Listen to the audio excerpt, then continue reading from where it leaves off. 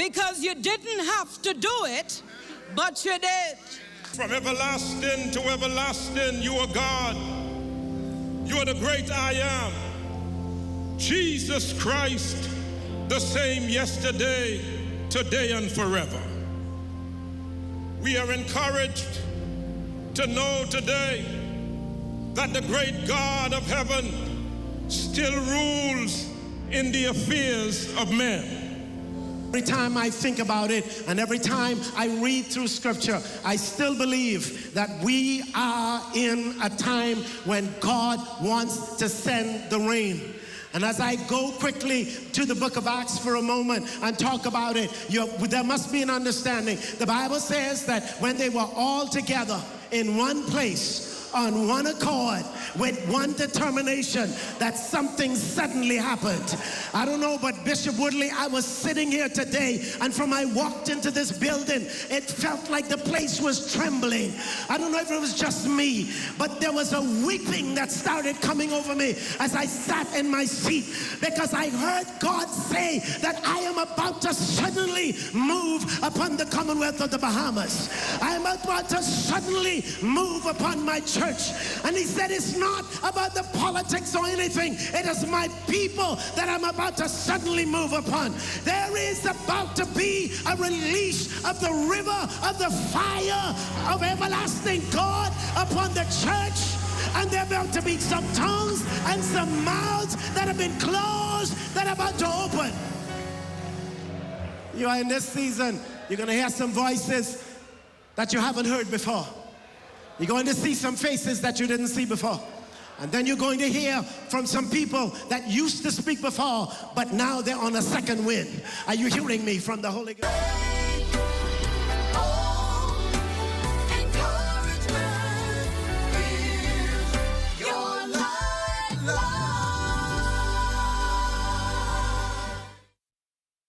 In Harbor Island, North Eleuthera, I'm Charles Fisher. This is ZNS.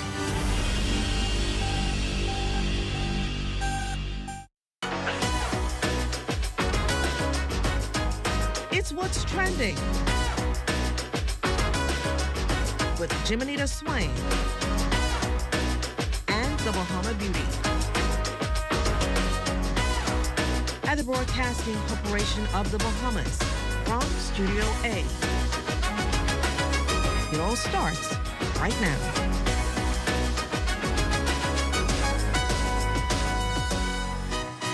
It's Monday, June 1st, and this is What's Trending. Welcome to the start of a new week, a new month. We've got lots in store this June to keep you in the loop and in the know. I'm Anthea Ferguson, filling in for Jiminita Swing this week. Today's show is all about identity, expression, and stepping fully into who you are becoming. So let's get into it. 6 women now sit in the Senate, a shift that's making history in Bahamian politics. We explore what this new era of female leadership could mean for representation, accountability, and the future of national debate. That conversation is coming up. Also, for some children, family isn't defined by blood. It's defined by who shows up for them. In honor of Global Day of Parents, we're highlighting caregivers providing love, stability, and hope to children in state care. And the internet is talking, the streets are chattering, and we've got all the details. It's Monday, so it's time for What's the Buzz?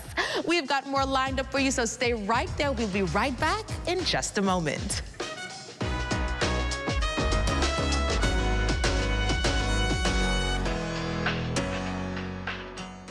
Tourism today, Bahamas tourism today. At the Venice Biennale 2026, a famous international art exhibition held in Venice, Italy, Bahamian artists brought the spirit of the islands of the Bahamas to the world stage. So we are here as part of the 61st Venice Biennale. We are representing the Bahamas, and we have chosen to use LeVar Monroe and John Beadle, 2 Bahamian artists, to present ideas around Caribbean and Bahamian life, curated by Dr. Krista Thompson.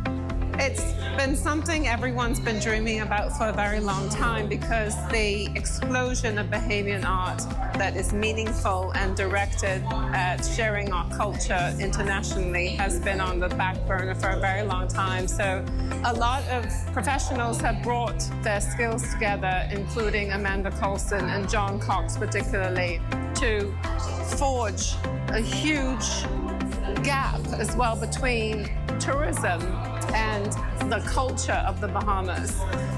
Within the exhibition, we have both paintings and sculpture. The paintings, one of the rooms is, actually the room we're in now, is dedicated to John Beetle, using the Junkanoo Wake as the jumping off point to kind of speak about the journey of the spiritual being from the human body to the spiritual world.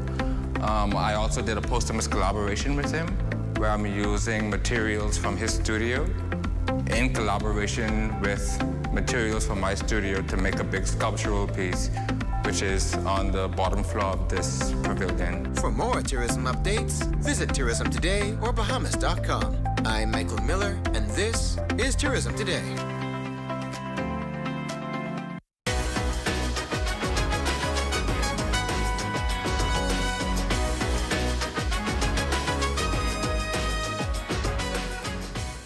Welcome back to What's Trending. There's a powerful shift happening at the national leadership table, and women are increasingly taking up space exactly where the decisions are being made. Our next guest is a perfect example. She's a corporate attorney, a former political party leader, and now she is stepping into the Senate as one of the Free National Movement's newest legislative voices.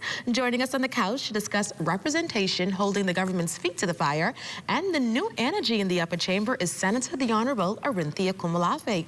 Welcome to What's Trending. It's good to be here. And congratulations to you on your appointment to the Senate. How has your first week been so far? So far, so good. Lots of reading, but that's right up my alley. I love reading. Yeah. Yes, but we're still trying to get it to soak in.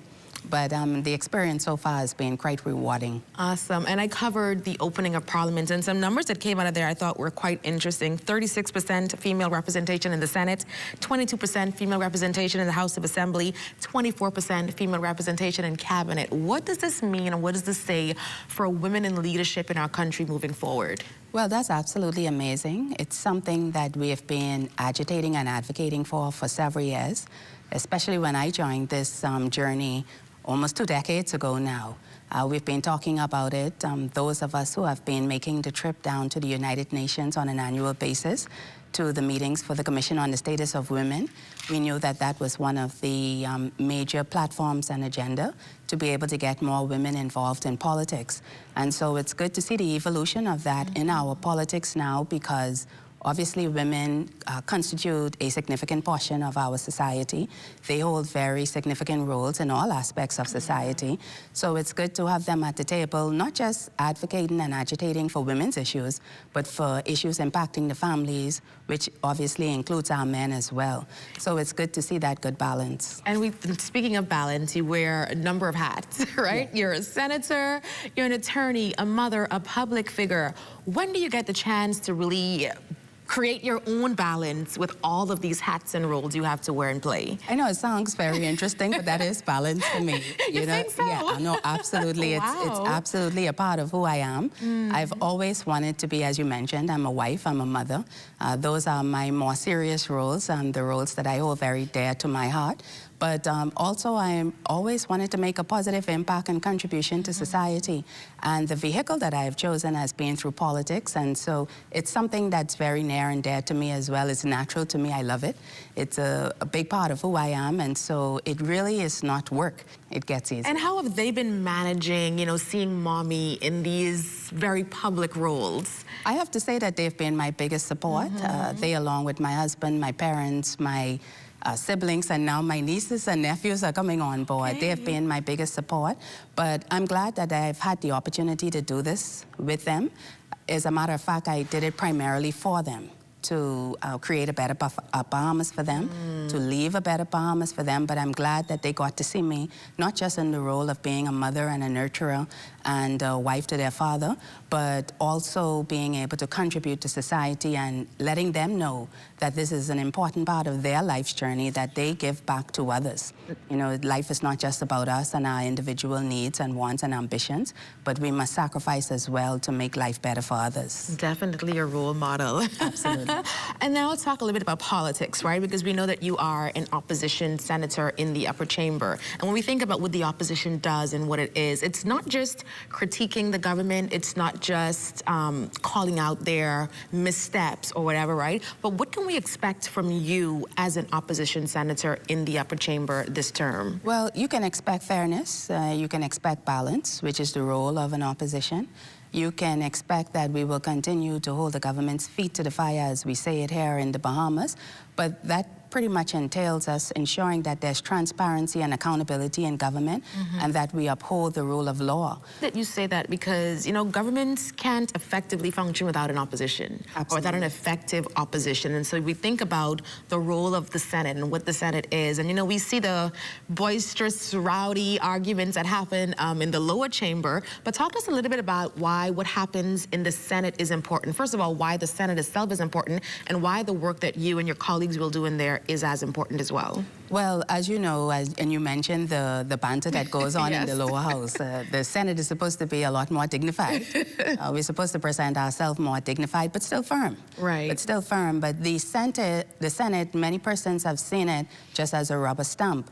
But I don't think that that is the mindset that we're going to take moving forward in this administration.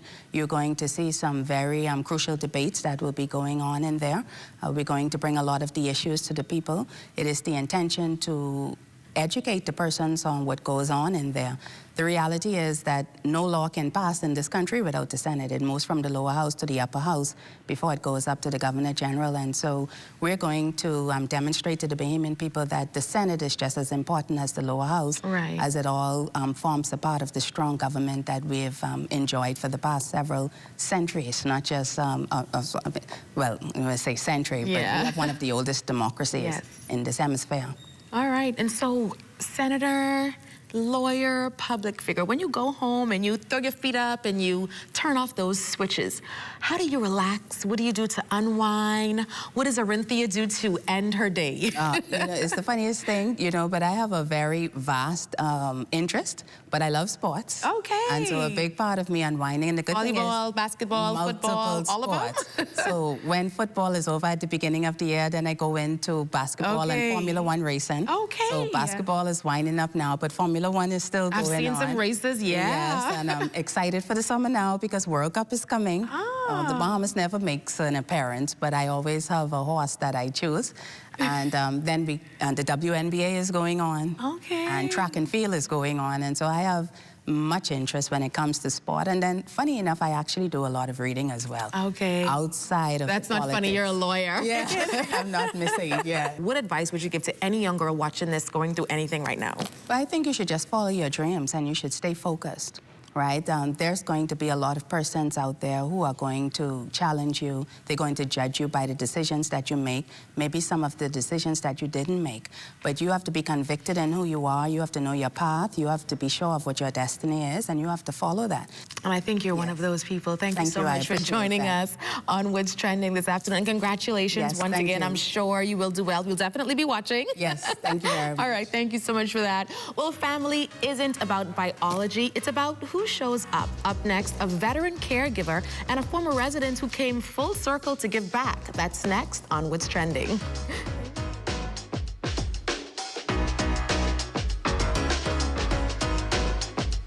Big sandwich. I really like the honey mustard sauce. And then like the crispy bacon on it as well. Oh, it's pepper jack cheese. I love the spice. I love the crunch. I love the original sandwich, but just that simple addition of bacon was like over the top. The chicken is really good. I like it. I like it a lot. I rate this a 10 out of 10. I'd eat this again. Love that chicken from Popeyes.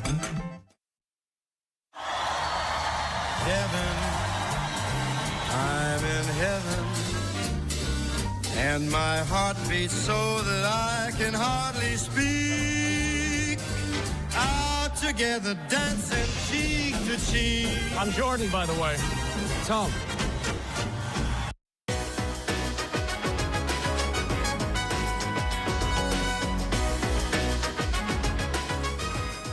In honor of Global Day of Parents, we're shining a light on parenthood that goes beyond biology. Sometimes family has nothing to do with DNA and everything to do with who shows up. Joining us are two extraordinary women redefining what it means to nurture the next generation. Veteran caregiver Podesta Moore, who has spent years supporting children in care, and Berniska Bullard, who grew up in the system herself and has now come full circle to work in the very same homes that housed her. Ladies, welcome to the show, and thanks so much for being here. Thank you for having us. So I want to start by talking a little bit about your calling and your calling to the work that you do, Ms. Moore. Talk to us a little bit about what got you involved in working with children in homes. Well, one of my passion has been for the last, I would say, 20 years, working with young people, nurturing them, trying to shape the direction in which they're going. So when I had the opportunity approximately 3 years ago, I moved out of my nonprofit arena, still there, but not as actively involved, and decided to get more intricately involved in the lives of the children at the Rampley Homes for Children. And Berniska, for you, your story is so compelling and so intriguing. Talk to us about what it means to you to go back, to give back to the very same homes that gave so much to you.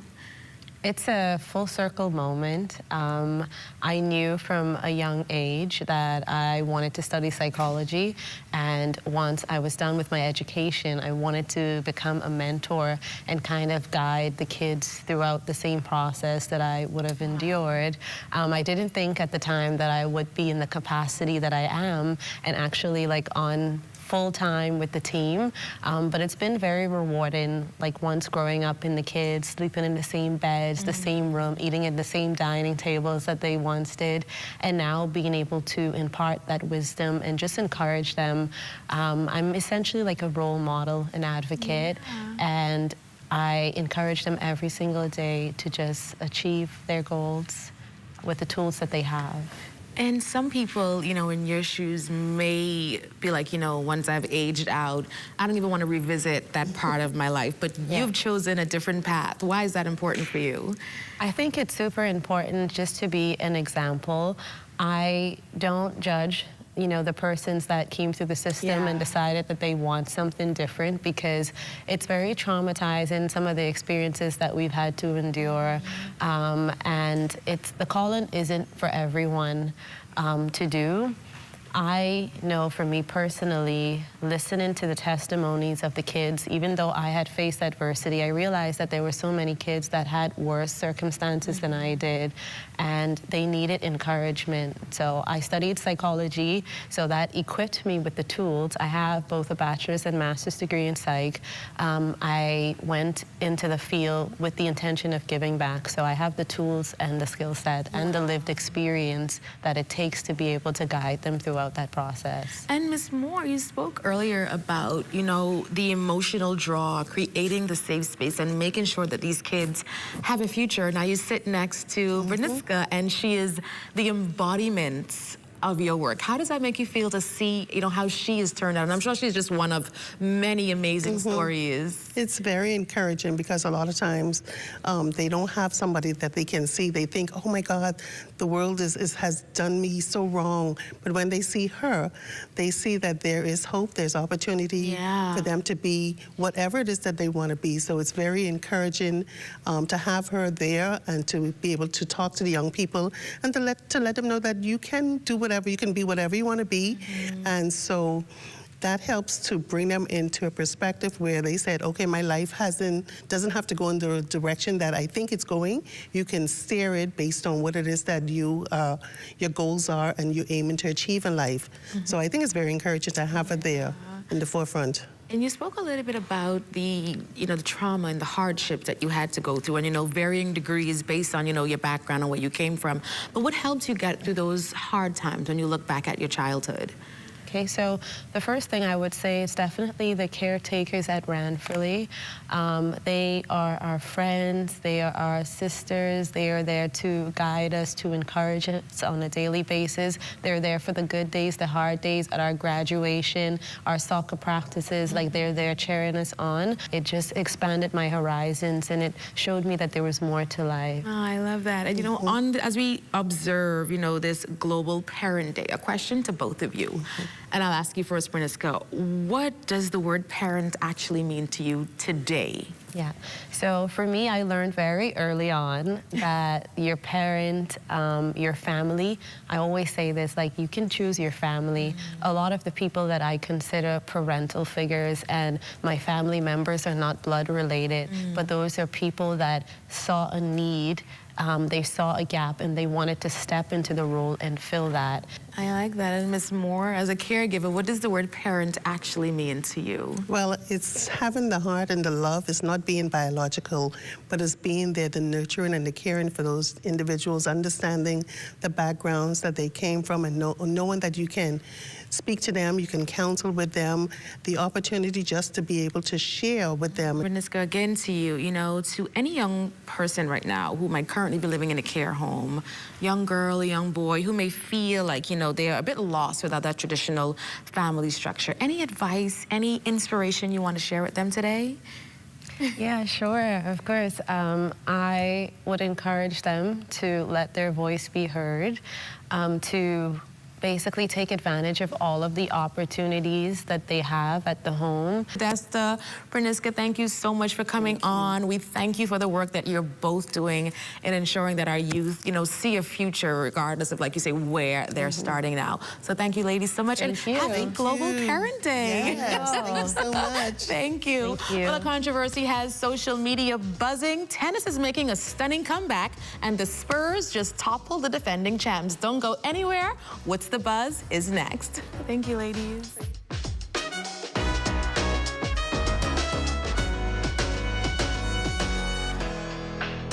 Bang ding.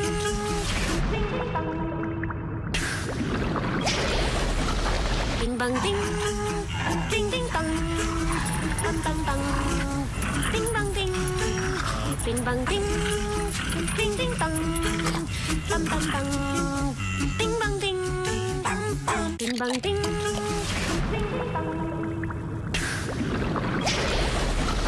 Ding bang ding. Ding ding bang.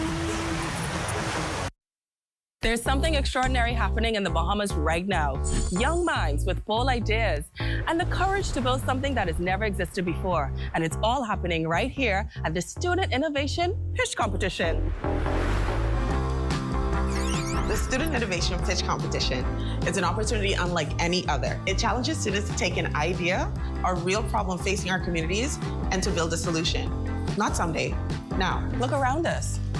Industrial product design, biotechnology, agricultural innovation. These are not just subjects. They're solutions to real Bahamian challenges. Food insecurity, healthcare access, economic independence. This is the generation that changes that story. For too long, we've relied on solutions built elsewhere for problems we understand better than anyone. When Bahamians develop for Bahamians, that's when real change happens. That's what this competition is about. This competition is open to every student.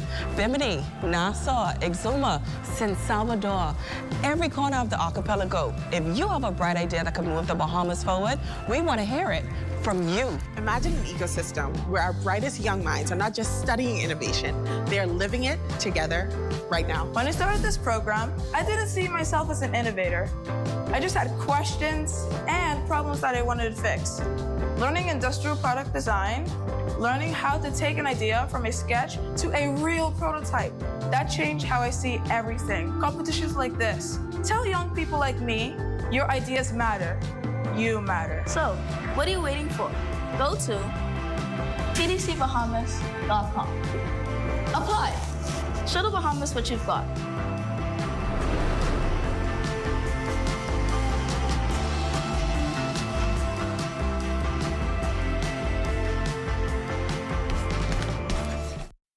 Behind every strong economy is a bold entrepreneur, and we're here to support them, island by island. On Long Island, we've helped 77 entrepreneurs turn their dreams into thriving businesses.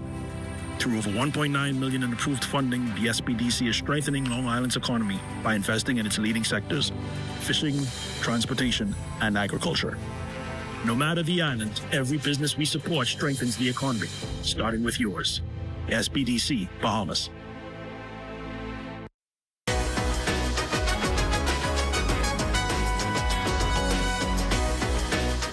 It's time for the stories everyone's talking about this week. From celebrity controversy to sports surprises and television heartbreak, the Bahama Beauty is back to tell us what's been buzzing this week.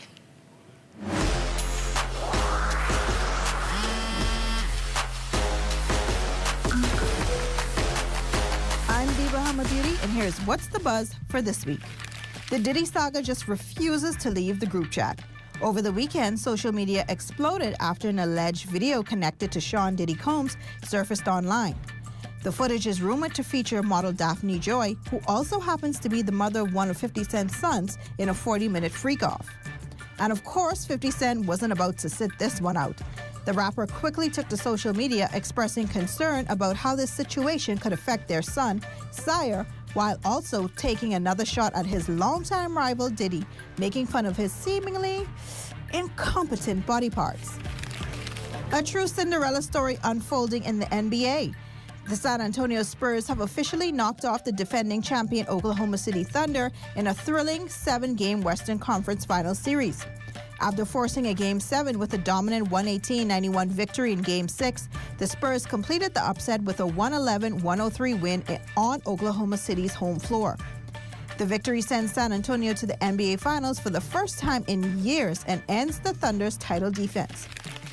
And speaking of legends refusing to quit, Serena Williams is making a return to competitive tennis. The 23-time Grand Slam champion announced that she'll return to the court at the Queen's Club Championships in London, marking her first competition since stepping away from the sport in 2022. Serena will compete in doubles alongside rising Canadian star Victoria Mboko. Grab the tissues because HBO's hit drama Euphoria finally aired its series finale this weekend. The final episode delivered shocking twists, heartbreaking endings, and enough emotional damage to keep social media therapists employed for the rest of the week. Fans were particularly devastated by the fate of Zendaya's character, Rue, whose story came to a tragic conclusion after years of battling addiction. HBO has confirmed that Season 3 marks the end of the series, bringing one of television's most talked about dramas to a close. From entertainment to education, we're shifting gears to protecting the future, our children. In today's teaching diary, Mrs. Whitney is breaking down a crucial safety lesson for children, understanding that danger is not always a stranger. She shares how to help children recognize red flags and stay safe in everyday situations.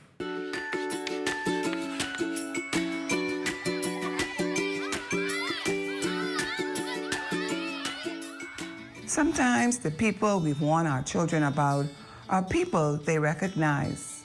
A neighbor, a family friend, someone who smiles and says, "You know me." So we have to teach our children a deeper truth. It's not just about who you know, it's about who is safe. Teach them this. If it makes you feel uncomfortable, you can say no. If they tell you to keep a secret, you walk away. If they cross a boundary, you speak up no matter who it is, because safety isn't about familiarity, it's about behavior. So give your child more than rules. Give them confidence and a voice, because the greatest protection isn't just knowing strangers, it's knowing when something doesn't feel right, and trusting themselves enough to just walk away.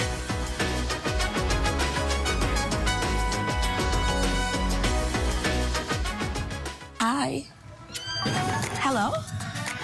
Hey girl, I at Wendy's. I'm trying to go to Essence Fest. Wendy's and Coca-Cola want to take you and your bestie to New Orleans. July 3rd through 5th is Essence Fest, and you could be traveling VIP style. Roxy? Tenders? Tenders. All you gotta do is upgrade any premium lunch combo 1 through 12 or a salad to a large, like a spicy number 6, add cheese and bacon, or a Dave's Classic, or my personal favorite, attendees. This will now serve as your final boarding call for Flight 735, service into Essence Fest. Boarding now. Nola! We coming back?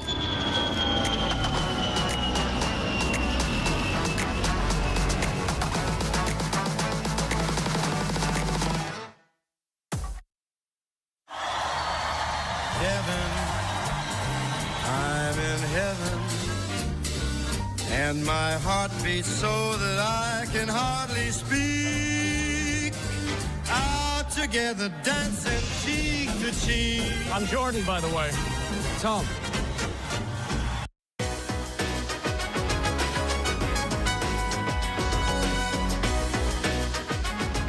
Coming up on Tuesday's show, the ultimate carnival weekend warm-up is headed back to Nassau. We've got your first look at La Vie, the premium all-inclusive fete hitting the sand on June 5th. And that's a wrap on What's Trending. Thank you so much for watching. Be sure to follow us on Instagram at What's Trending on ZNS. And we'll see you tomorrow at 6 p.m. Until then, stay connected.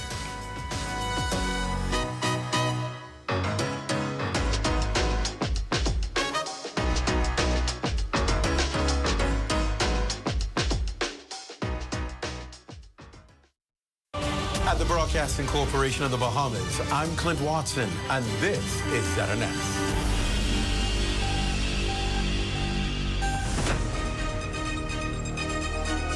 This is the Bahamas Tonight, the Northern Edition. Here's a look at tonight's top story. Officials say Grand Bahama is ready for the 2026 Atlantic hurricane season.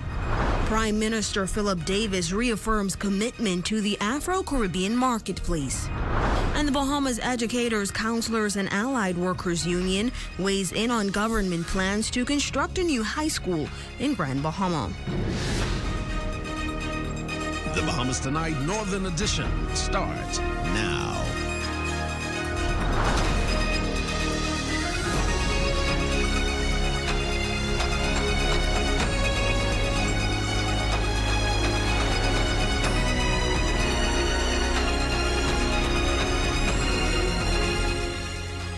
Good evening and welcome to the Bahamas Tonight, the Northern Edition. I'm Shalia Roll. Thanks so much for tuning in.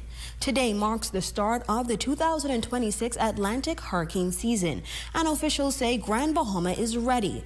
The Grand Bahama Disaster Risk Consultative Committee, operating under the Disaster Risk Management Authority, says emergency agencies have been preparing year-round for any potential threat. But while agencies stand ready, officials stress that residents must also do their part by having a plan, securing supplies, and staying informed. Our Sherelle Dames is live in studio with the details from a press conference held earlier today.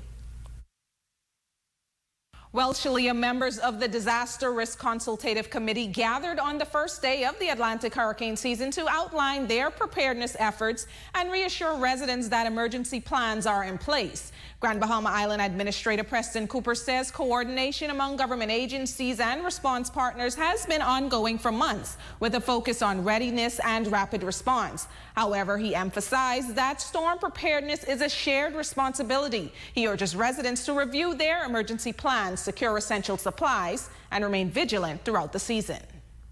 We are in the state of readiness and to encourage the general population to join us, to partner with us and getting themselves ready. Committee members also encouraging the public to rely on verified information throughout the season, particularly as weather conditions evolve and forecasts change in the event of a storm. Pay close attention to the reports coming out, and please do not listen to the words on the street. A lot of times persons believe that we get our information from the States, but it's totally different than that what you think. They actually get their information from us as well, because we collaborate with the United States, also our neighbors in the Caribbean. Officials from the Public Hospitals Authority, the Royal Bahamas Defense Force, and the Royal Bahamas Police Force also say they stand ready to move forward in the event of a disaster. Our healthcare team has reviewed emergency preparedness plan,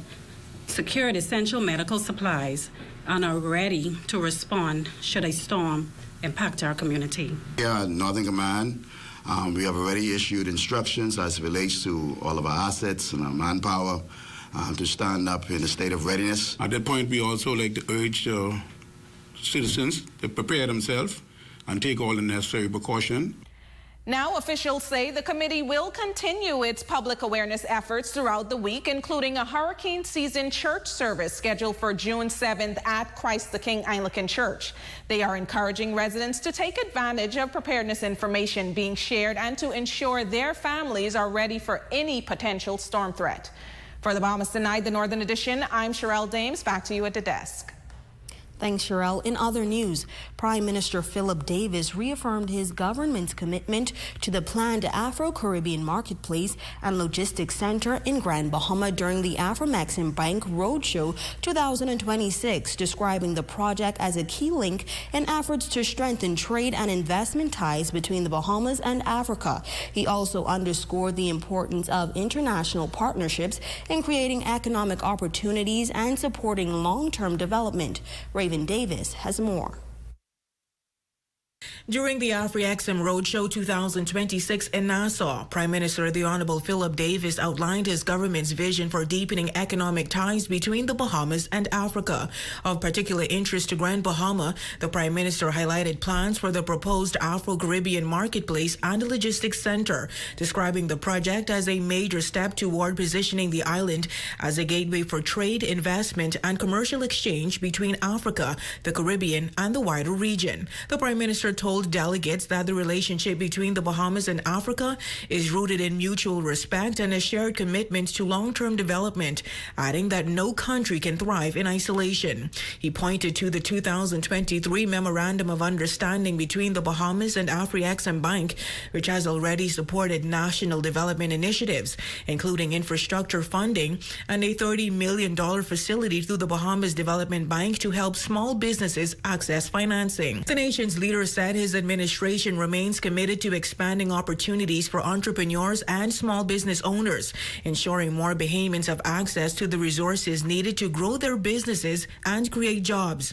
The Prime Minister also stressed the importance of international cooperation amid global economic uncertainty, saying strong partnerships are essential to creating shared prosperity and unlocking new opportunities. The Prime Minister thanked AfriExim Bank for its continued support of the Bahamas and said he looks forward to further expanding the partnership in the years ahead.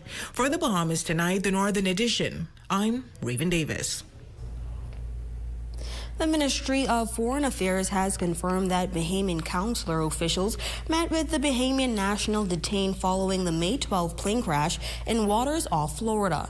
In a brief statement issued today, the ministry said the individual was seen on May 26, but noted that due to privacy concerns, no further details can be released at this time. Jonathan Gardner was taken into custody following the plane crash involving an aircraft that departed from Marsh Harbor, Abaco, and was bound for Grand Bahama on May 12. The incident has attracted significant public attention, with investigations continuing in the United States. Outgoing president of the Bahamas Educators and Allied Workers Union, Sandra Major, is applauding the government's decision to include Grand Bahama in the 2026-2027 national budget, particularly plans for the construction of a new high school on the island.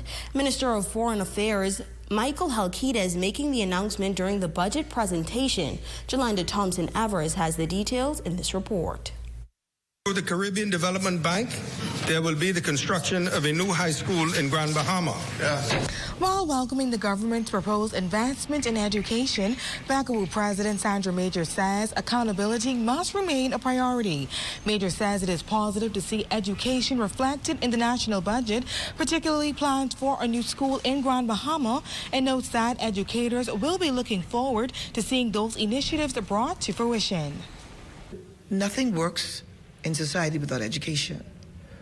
No matter who you are, you had a teacher.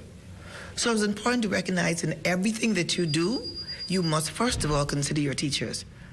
How else would we make it? And it's really good that we are talked about in the budget, But our thing is, after talking about us, make sure the work is done. And while a new school will be beneficial, the outgoing union president stresses that government must also ensure existing schools on the island are properly maintained and brought up to standard. Is it that it's coming to replace another school? If it's going to improve the quality of life for teachers and students on the island, we welcome it. And as for a technical school, she says the educators more than welcome it. Arts and the music and the hotel and catering and the hairdressing and all of that stuff, the technical stuff, yes. It'll be a really, really good thing. The teachers union head believes that education must be diversified to better support all students. She notes that the Beacon School is already at full capacity and hopes a new school will include provisions for students with disabilities so they too can be prepared for the real world. We need ramps in school for children who may be in wheelchair. Yes, we need a better facility for the children who are deaf. And yes, we need better facility for those children who have special needs, whose learning ability is not where it should be. For the Bahamas Tonight, the Northern Edition, I'm Jolanda Thompson, Everest. The Davis administration's latest budget communication is introducing new housing incentives aimed at making home ownership more affordable for Bahamians. From VAT-free home purchases for first-time homeowners to tax relief measures for certain multifamily property owners, the government says the changes are designed to ease the cost of owning property. A local financial expert is now weighing in on what these measures could mean for aspiring homeowners. Here's that report. Ownership from an asset point of view that generates revenue than just ownership with a house. A local financial expert is welcoming several measures announced in the government's budget communication. The government revealed that first-time homeowners will no longer have to pay value-added tax on the purchase of their multi-family property. Kaylee Newton, a local financial expert, says these initiatives could provide significant savings for Bahamian families while removing some of the financial barriers that often prevent individuals from purchasing a home. You could qualify for a multi-family or multiplex, anything more than one unit, duplex and higher. And once you occupy one of those units, you can get the entire project or the entire place VAT-free or VAT exempt. So that's something that... She notes that eliminating VAT for first-time homeowners could make the dream of home ownership more attainable, particularly for young professionals and working families seeking to enter the housing market. Newton also pointing to the multi-family property incentive as a measure that could encourage more housing development while helping property owners generate additional income through rental units. Definitely beneficial, and you know, we are always taught to get the house first, right? That's a level of success or a badge of honor. But before doing that, look for something that can pay you, you know, and that can actually cover the mortgage while you're still, you know, growing and moving through your life. So definitely look at. Election season has long been known for heated political exchanges, with supporters and candidates often trading sharp criticism on the campaign trail and beyond. While spirited debate remains a hallmark of democracy, questions are often raised about the tone and conduct of political discourse. Our Matthew Martin Burrows sat down with Progressive Liberal Party Chairman Fred Mitchell to discuss the atmosphere surrounding the recent election season. The 2026 general election may be over, but the political debate continues as supporters from across the political spectrum discuss the election results and the country's future. Some of those exchanges have grown increasingly personal, extending beyond policy differences and into direct attacks. However, Progressive Liberal Party Chairman, the Honorable Fred Mitchell, says he is unbothered by the criticism, maintaining that political discourse comes with the territory. Words, I wouldn't get too concerned about that. You know, all sorts of things are said back and forth. You try and keep it as respectful as possible, but, you also inject some humor into this. I found the FNM just be totally humorless themselves through this whole campaign. During the campaign, the PLP chairman says the focus was never on personal attacks, but rather on enjoying the democratic process, respecting opposing candidates, and witnessing Bahamians exercise their right to vote. Mitchell says elections come and go, but the ability of the Bahamian people to freely participate in the democratic process is what matters most. I was going to have fun during the campaign, that we were going to party ourselves through the whole campaign, and, at the end of the day, there can be no hard feelings from me on any side. That we had a great time, we enjoyed it, our democracy was exercised, people went to the polls, the will of the people was expressed, and I'm deeply grateful. The PLP chairman doubling down that political back and forth is nothing new, particularly during and in the aftermath of an election. However, Mitchell says the governing party is not focused on the war of words, but rather on the work ahead, insisting that its attention remains on delivering for the Bahamian people and advancing its agenda for the country. Yes, we must be respectful, but it's a campaign, and words get exchanged. But that's the past, and, they say, St. Paul said to the Philippians, reaching forward to the mark. That's where we are. For the Bahamas Tonight, the Northern Edition, I'm Matthew Martinborough. And still to come. ZNS Northern Service bids farewell to a former general manager and welcomes a new acting general manager. That story, sports, and more when the Northern Edition continues.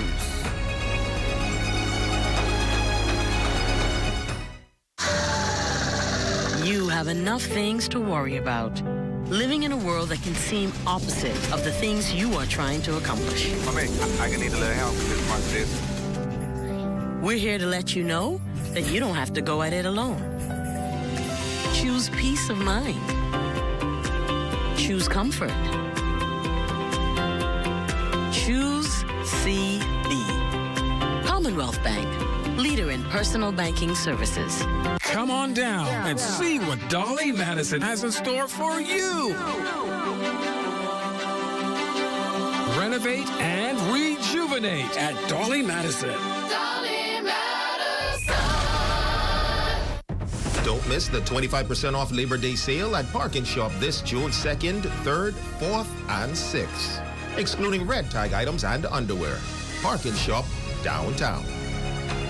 KMW Battery and Tires has great deals on quality motor oils, starting as low as $5.50.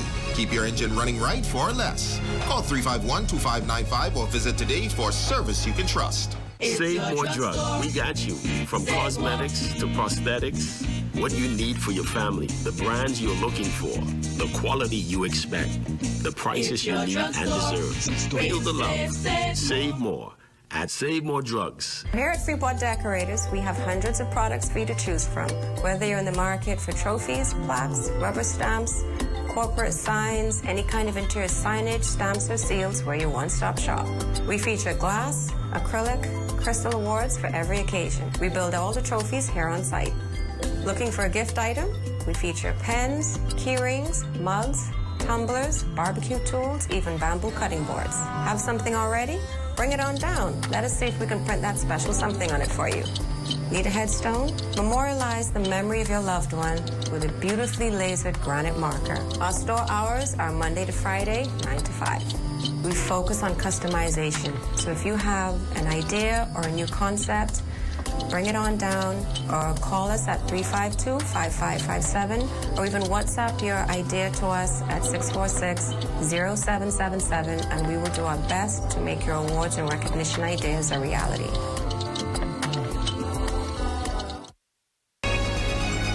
Your number one team in the North. Only the sun covers the Bahamas better.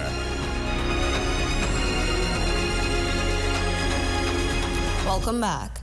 After more than 2 years at the helm of ZNS Parliamentary Secretary in the office of the Prime Minister and Senator the Honorable Clint Watson sharing an emotional farewell with staff at ZNS Northern Service during a meeting on Monday afternoon. The office was adorned for the occasion as staff gathered to mark the leadership transition. During the meeting, Watson expressed gratitude for the staff's unwavering support, dedication, and encouragement throughout his tenure, and says he looks forward to the next chapter as he prepares to officially assume his new role on Tuesday. I was not going to take my role in the office of the Prime Minister tomorrow without coming here and seeing my people and just saying thank you for the support that you've placed in me over the past 2.5 years. And I know that you will continue to go to new heights, that you will continue to get better, stronger, and that ZNS will really be seen for what it is in the days and future to come.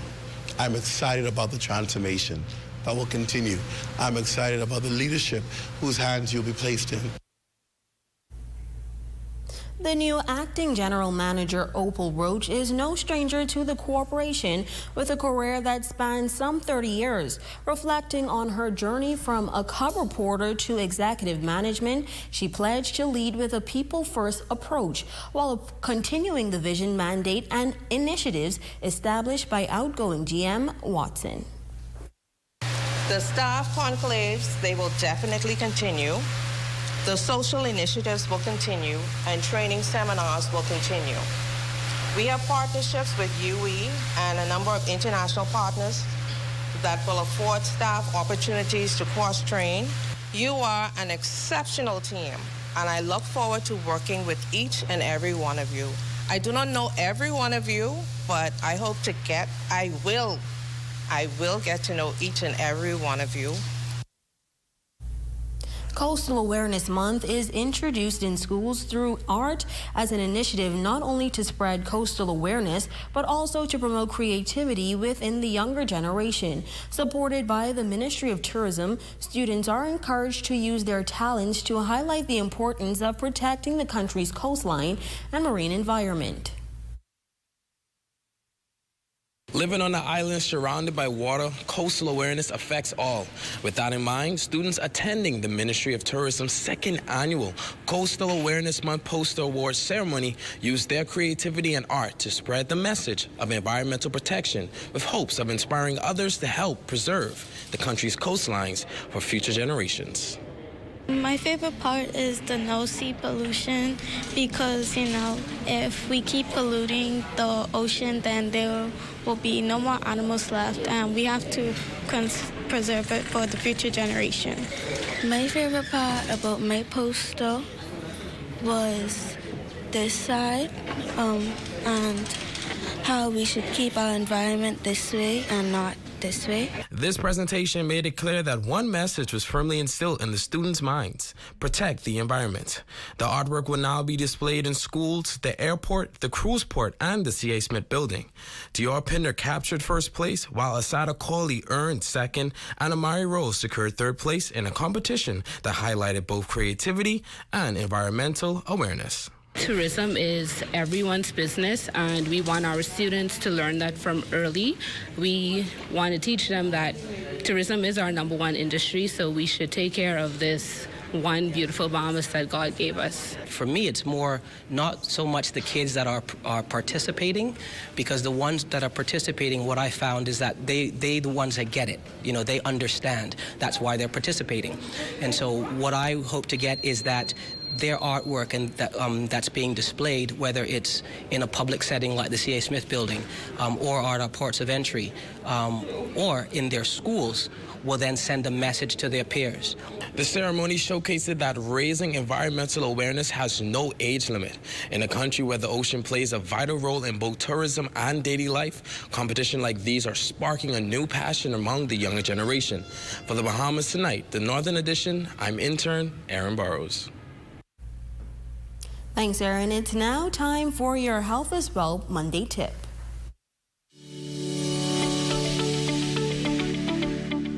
Here are some helpful tips on managing your diabetes. First, stay in control. If you're at a table or a buffet, have small plates of foods that you like best, then move away from the table. Start with vegetables. Take the edge off your appetite. Slow down and savor. Avoid or limit alcohol, which can lower your blood sugar and interact with diabetes medicines. So I recommend that you check your blood sugar more often and adjust your medications if needed. Secondly, fit in favorites. You can have some of your favorite foods as long as you limit the portion size and only have it in a blue moon. Thirdly, stay active. Get moving with friends and family, such as taking a walk after dinner. And lastly, get enough sleep. since sleep loss can affect your blood sugar. I'm Dr. Monique Pratt, and remember, your greatest wealth is your health.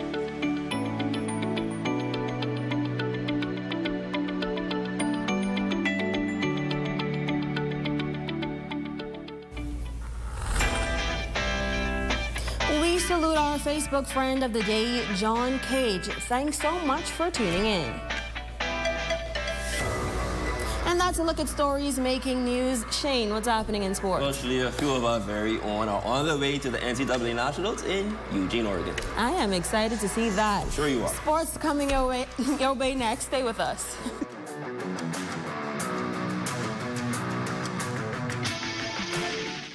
See news in the making? Call us at 352-9713 or 359-5167, or you can email us at ZNS3news@gmail.com. Journey to a serene oasis.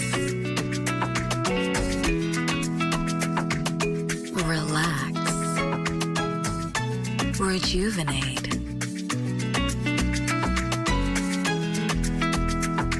Renew. Welcome to Renew Day Spa. For appointments, call 352-RENU. Psst. Guess what? Budget Pest Control has something important to show you. Cocta termites forma salis, the super termite. What makes them super? Their ferocious appetite can attack your home from below and above. They even attack forestry. But don't worry. Budget Pest Control has extensively studied this species on Grand Bahama. You can even check out our scientific paper. So you can count on us to protect your investment. Call Budget Pest Control, the termite specialist. Come and visit us at Shop Smart, 'cause everything is here. Yes, we have it all for you. Toys, clothing, office supplies, appliances, custom cut blinds, bedding, drapes, and rugs. Come and visit us on Mackey Street, 2 blocks down from Wolf Road. Call us at 698-1052. Shop Smart, and Shop Smart, and Shop Smart. Oh, everything is here. Save more drugs, from cosmetics to prosthetics. What you need for your family, the brands you're looking for, the quality you expect, vitamins you need, and prescriptions you came for. Feel the love. Save more at Save More Drugs.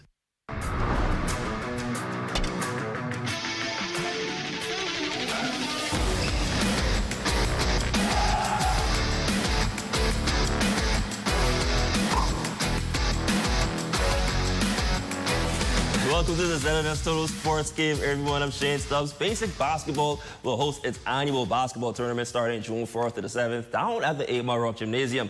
And Coach Gary McIntosh says you can expect a lot of fireworks.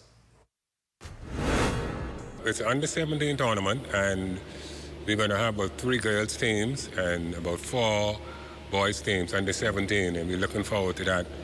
And last year, the following with a team from the States, it was pretty large, about 100-something people. And also, it's good for the community of 8 Mile Rock. We're really trying to build up our community.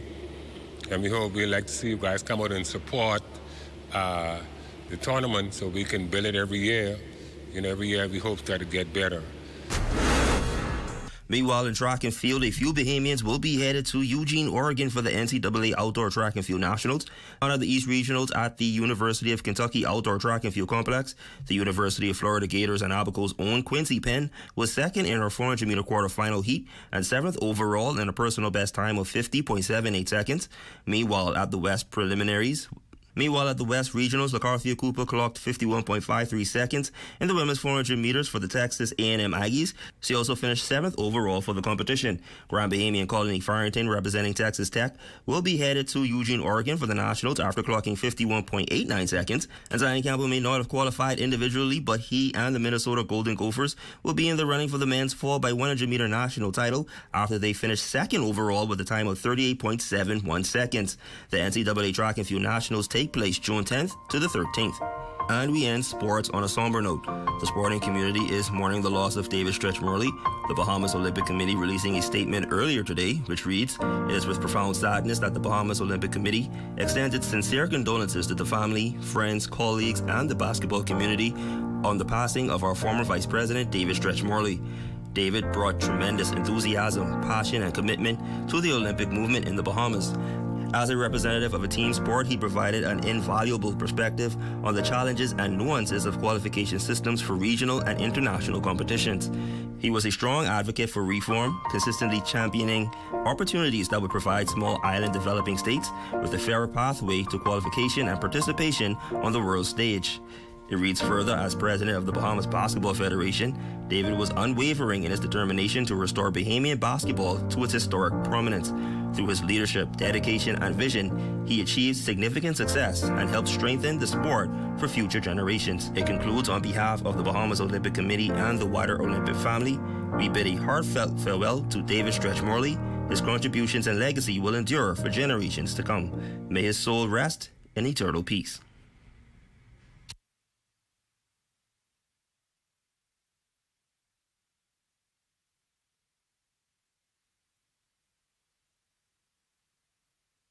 Tonight's weather forecast is brought to you by Royal Star Assurance. 'Cause it's so beautiful.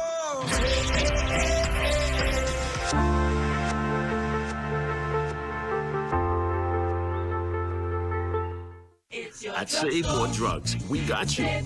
We got what you want. We got what you need. We got what you came for. The quality you expect. The prices you need and deserve. Save more at Save More Drugs. Let's keep it clean. Put it in the trash, my guy. Not on the ground, not on the beach, not in the bush, not in the street. No, yeah. Just put it in the trash, my guy. Not on the ground, not on the beach, not in the bush, not on the streets. Just put it in the trash, my guy.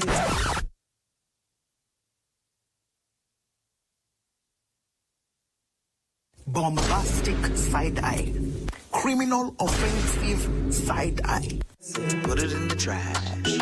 Put it in the trash. That's it, that's it. Put it in the trash. Just put it in the trash. Put it in the trash. That's it. Just put it in the trash, my guy. Not on the ground, not on the beach, not in the bush, not in the street. Just put it in the trash, my guy. Yeah. Just put it in the trash, my guy. Yeah. We just gotta keep Grand Bahama clean. Your number one team in the North. Only the sun covers the Bahamas better. A very special happy birthday to our co-worker, Kendira Raming, who celebrated her birthday on Sunday. We hope you enjoyed your day. Big deer, not the little one. And that concludes the Bahamas Tonight, the Northern Edition. I'm Shalia Roll. And I'm Shane Stubbs. Here's a live look at the Bahamas Tonight, coming your way next.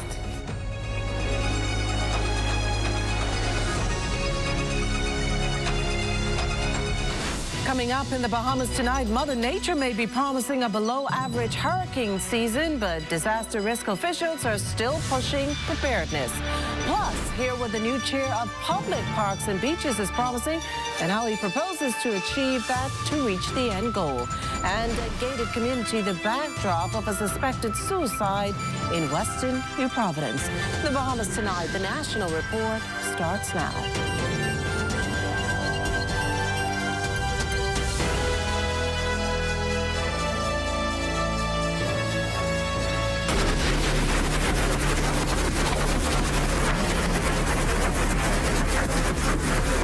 Good evening, everyone, and welcome to the broadcast. Today marking the official start of the Atlantic hurricane season, with all signs pointing to only a 10% chance of above-average activity over the next couple of months. But though a bit quieter this time around, DRMA officials are nonetheless ensuring a comprehensive disaster readiness plan is in place to tackle whatever barrels through.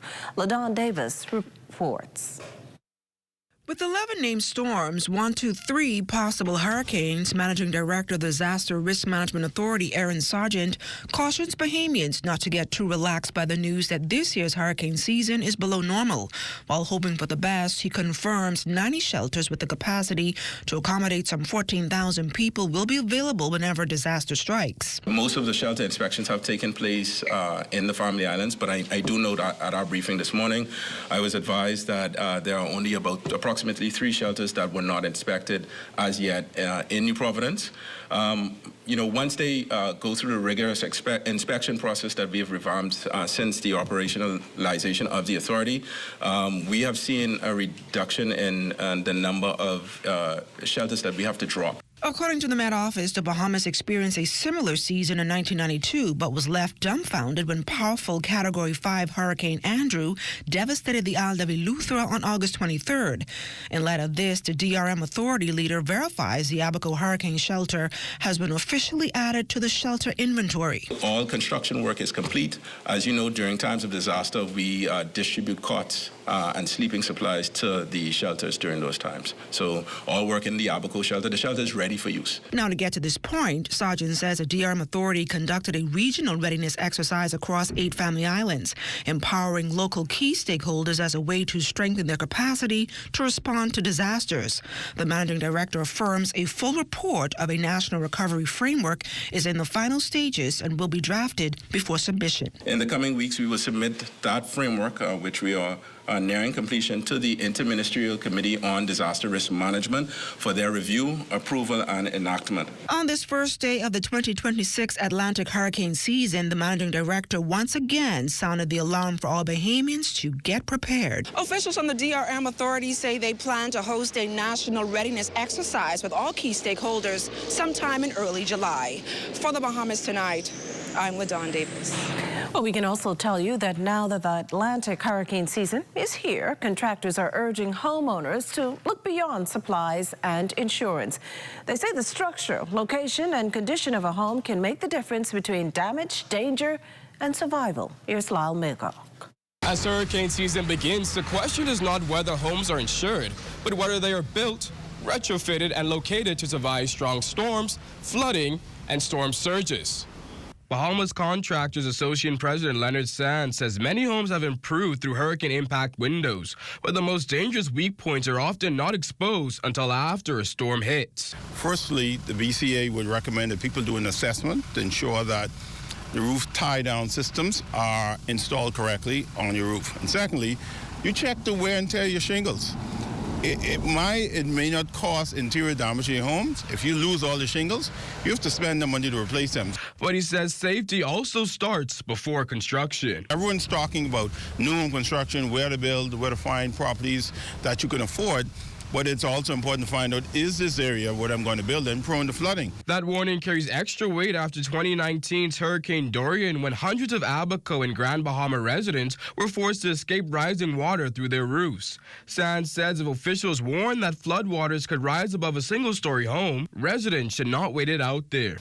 If you have advance warning that you're going to have excessively high waters, like a flood, I would encourage person to just try to go to an area where it's in higher ground. For families who cannot afford every hurricane upgrade all at once, Sands suggests the first priority be securing the openings that can leave a home exposed. Doors and windows.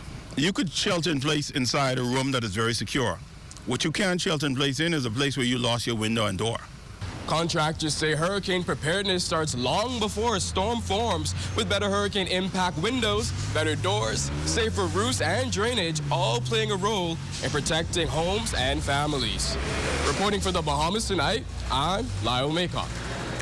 Well, in other news tonight, as scrutiny intensifies over how public funds are spent, the man now at the helm of the one government agency says financial accountability can no longer be overlooked. Amaya Moss is on the story. Well, newly appointed executive chair of the Bahamas Public Parks and Public Beach Authority, Jamal Strawn, seems eager to get down to work. And on his priority list is a review of audits tied to growing expenditure during the leadership of his predecessor, Mikhail Barnaby. Speaking to reporters following a tour of his new Gladstone Road office on Monday, Strawn disclosed that officials will assess areas of overspending and determine what corrective measures may be necessary moving forward. It's exactly what the former chairman stated. Most and a lot of the spending was rollover. Now, we wouldn't be able to definitively speak to what it will be until we all have sight of the audit itself. But what I can tell you is that the Parks and Beaches Authority going forward will ensure that Bahamians see a completely restored and transformed parks and beaches. As cited in the Nassau Guardian weeks back, the authority recorded approximately $24.6 million in spending against its $15.2 million budget during the 2021-2022 fiscal year, and more than $33 million in 2023 and 2024. This despite a $24 million allocation during that period. Up to December 2025, total allocations reportedly exceeded some $141 million. Despite such concerns, Chairman Strawn assures that preserving and enhancing the country's parks and beaches and cultivating a greater sense of national pride must remain top priority. Those dilapidated parks, those beaches that were unkept, all of those things, we will have milestone markers, what we will engage periodically, quarterly, to ensure that the Bahamian people can not only see the change, but also track the changes going forward year by year. Executive Chairman Strawn added that the matter surrounding the authority's spending and financial adjustments will be addressed further during his upcoming budget communications contribution. Reporting for the Bahamas Tonight, I'm Amaya Moss. Coming up, the circumstances behind another suspected suicide here in the capital under intense investigation. You're watching the Bahamas Tonight, the National Report. There's more news in a moment.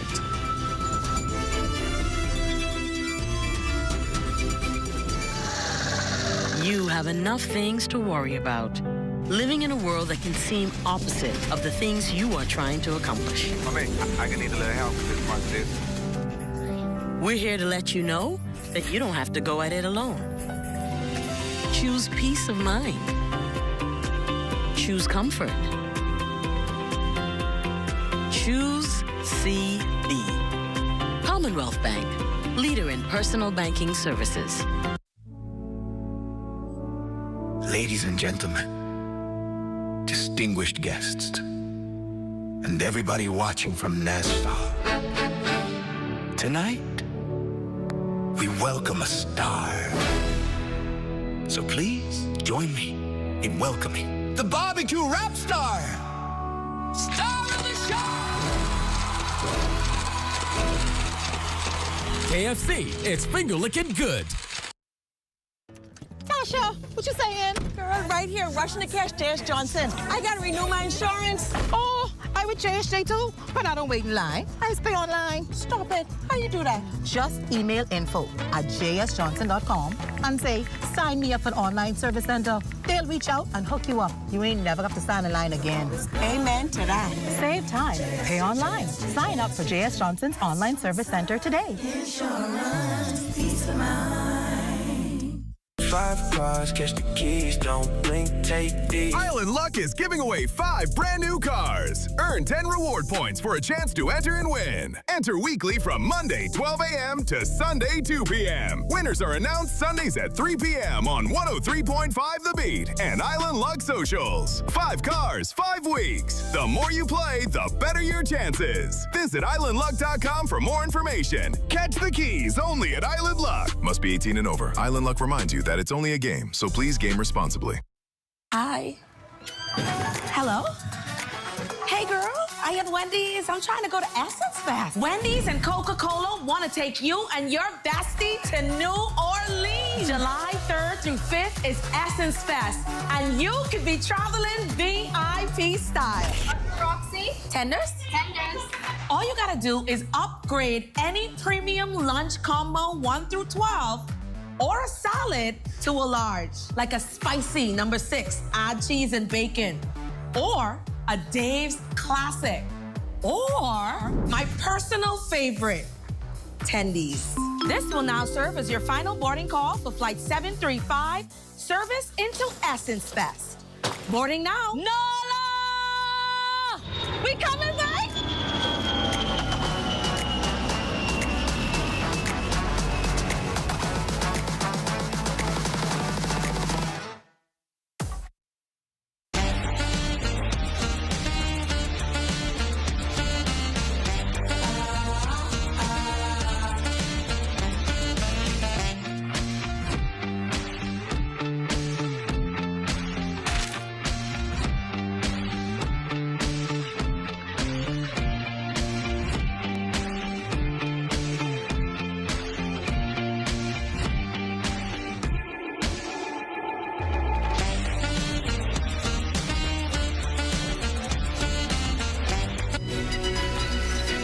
You're looking at a shot there of Collins Avenue heading north from 9th Terrace. Once an exclusive neighborhood, it is now a prime commercial hub, complete with doctors' offices, other businesses, and churches. And that shot courtesy of our drone pilot, Shane Gibson. Welcome back. A family grieving tonight. A community stunned as a young man apparently takes his own life early this morning. The incident occurring behind the gates of the exclusive Indigo community just off West Bay Street. Corval Pyfrom is following this story for us and joins us with more on the investigation and the renewed appeal from law enforcement to the wider community. And Makushla, this latest incident of yet another person dying by suicide is raising concern. It comes only days after a woman took her own life, as well as other recent incidents, which are prompting authorities again to appeal to members of the public that find themselves at a loss to seek help. Inspector Gerard Butler with the Royal Bahamas Police Force's Communication Division says police received information just before 8 Monday morning, leading them to this scene. A female caller contacted Cable Beach Police Station, reported that a relative was found hanging from the external balcony of the property. This male was found in a gated community off West Bay Street. This male believes to be in his mid-20s and appeared to be suffering from depression, but I cannot confirm this time. And according to the latest police stats, persons dying by suicide now appears to be on the rise. Last Thursday, a woman took her life along West Bay Street, and just 3 weeks ago, another man was found dead along East Bay Street. His death also believed to be a suicide. There was at least one report of death by suicide here in New Providence in April, and reports of attempted suicides in March. In 2025, the number of people who took their own life was 16 and 62 attempted suicides. Authorities again urging persons that may be feeling overwhelmed, in despair, or depressed to get help. They also admonished loved ones to not ignore warning signs. We also appeal to members of the public who think their family might be, as a result, feeling withdrawn past few weeks, selling their items, just being depressed, not really eating much, lose appetite. We want to ask that you just reach out to them. Health officials now identify mental health as a growing national crisis. And again, help is out there. You can reach the national hotline for crisis prevention 24/7. That number, 322-2763. We'll repeat it once again, 322-2763. Reporting live in studio for the Bahamas Tonight, I'm Corval Pyfrom. Well, thanks, Corval. Meantime, the PACE Foundation is highlighting why support systems matter even before a young person reaches a crisis point. PACE works with pregnant teens and young mothers, keeping them connected to education, counseling, childcare, and basic needs at a time when stigma can push them into isolation. Foundation President Claudette Rolls says that support can look very practical, especially for girls trying to return to mainstream school while raising a child. We also support our girls, we call them our girls. We also support them with formula, with Pampers, with daycare. And those students who are supported with daycare, they are the babies of those mothers who return to mainstream school and they want to finish their education. The foundation also provides psychosocial counseling, parenting support, and character building programs, with former students able to return for help for help. Teen mothers up to age 22. Roll adds that while teen pregnancy numbers have declined over the years, the need for PACE has not disappeared. The deeper concern, she explains, is how quickly the public can judge girls who may already be dealing with trauma, pressure, and pain outside the classroom. Society has this perception that these are promiscuous girls. That is not the case. That's a very small population. Most of these children are victims, and anytime you find vulnerability in a community, you have to support them. Well, the start of a new month finds a young Defense Force officer in hospital, and according to police, here's why. The 26-year-old was reportedly at a business between Charlotte and Parliament Streets after 1 this morning when he got into an argument with a man he knew. One thing led to another, and the two started fighting, during which the suspect allegedly pulled out a sharp object and stabbed the Defense Force officer in the left shoulder. At last report, the officer was in stable condition in hospital up to airtime. Police were still on the hunt for the person responsible.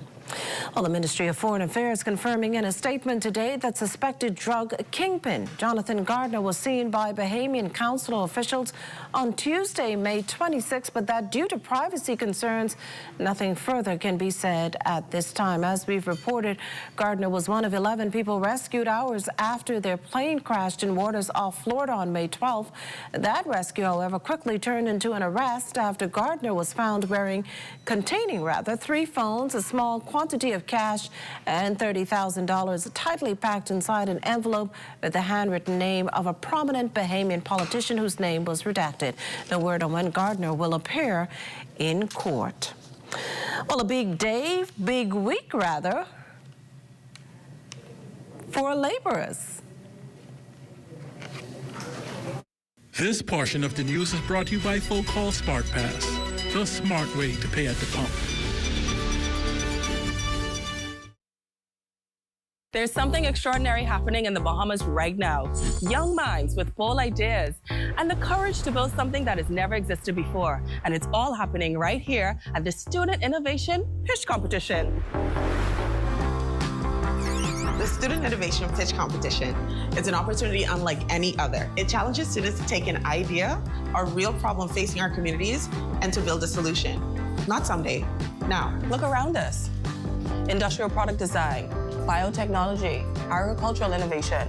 These are not just subjects. They're solutions to real Bahamian challenges. Food insecurity, healthcare access, economic independence. This is the generation that changes that story. For too long, we've relied on solutions built elsewhere for problems we understand better than anyone. When Bahamians develop for Bahamians, that's when real change happens.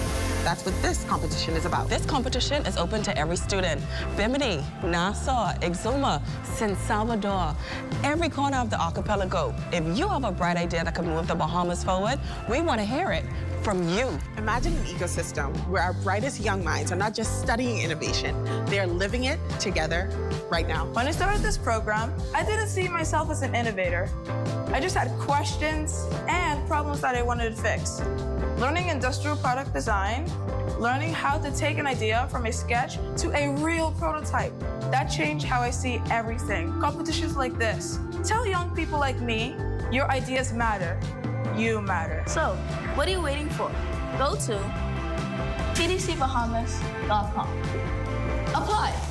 Show the Bahamas what you've got.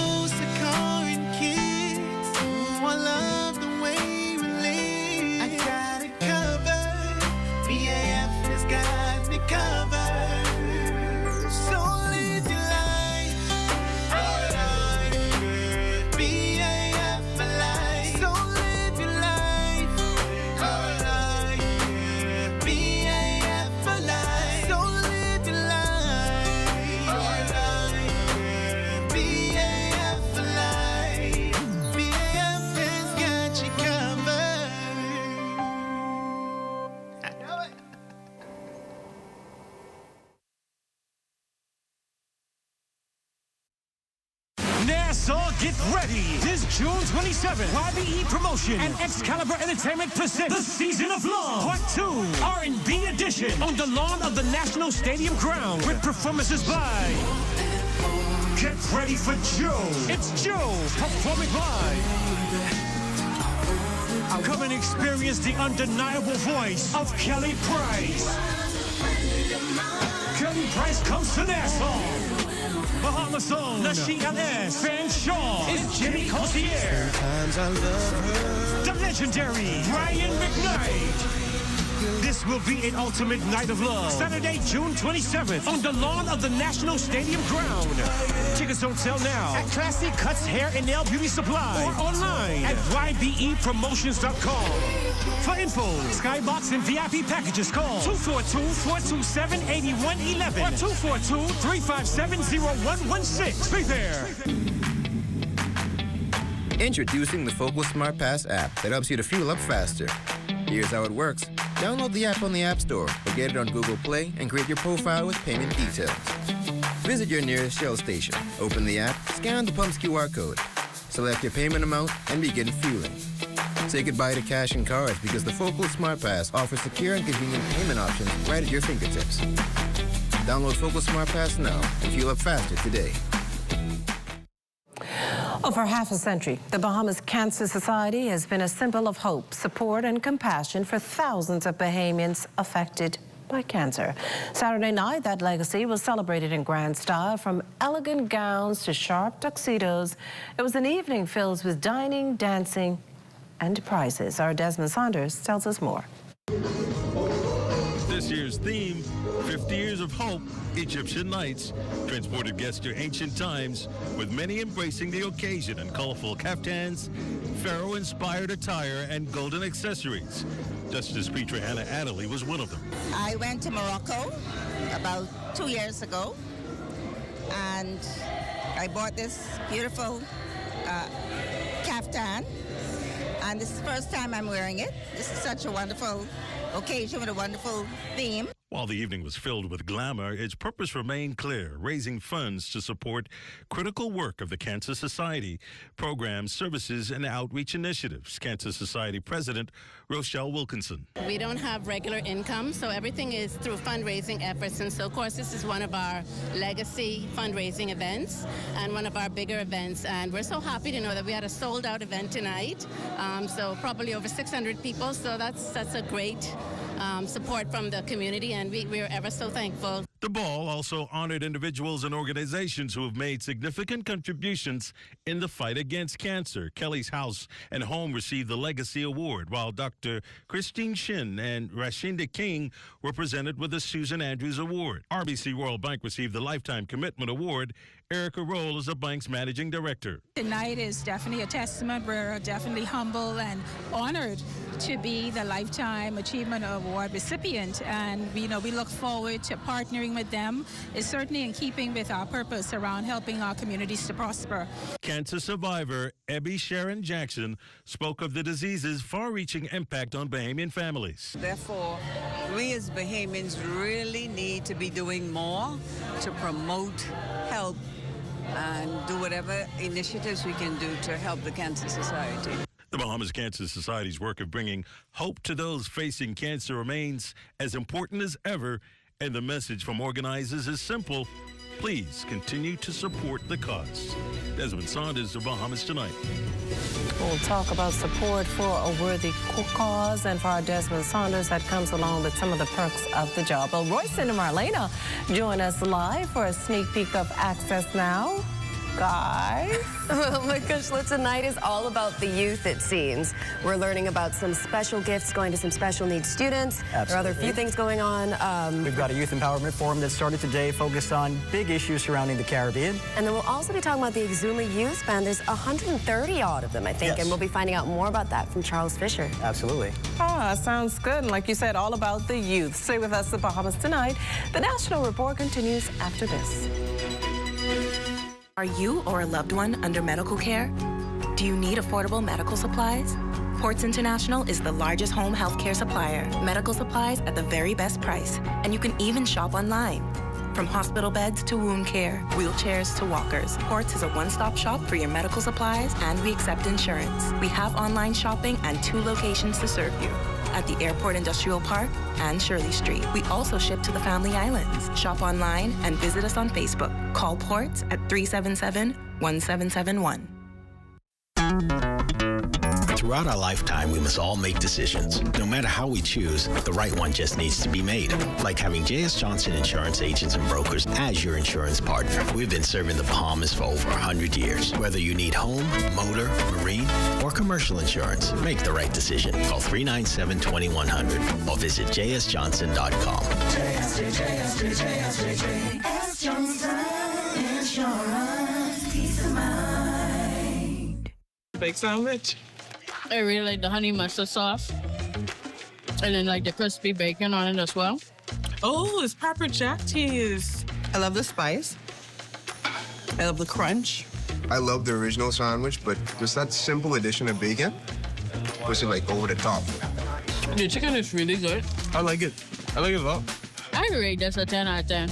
I'd eat this again. Love that chicken from Popeyes. And that does it for the National Report. But stay close. The Bahamas Tonight continues with Access Now.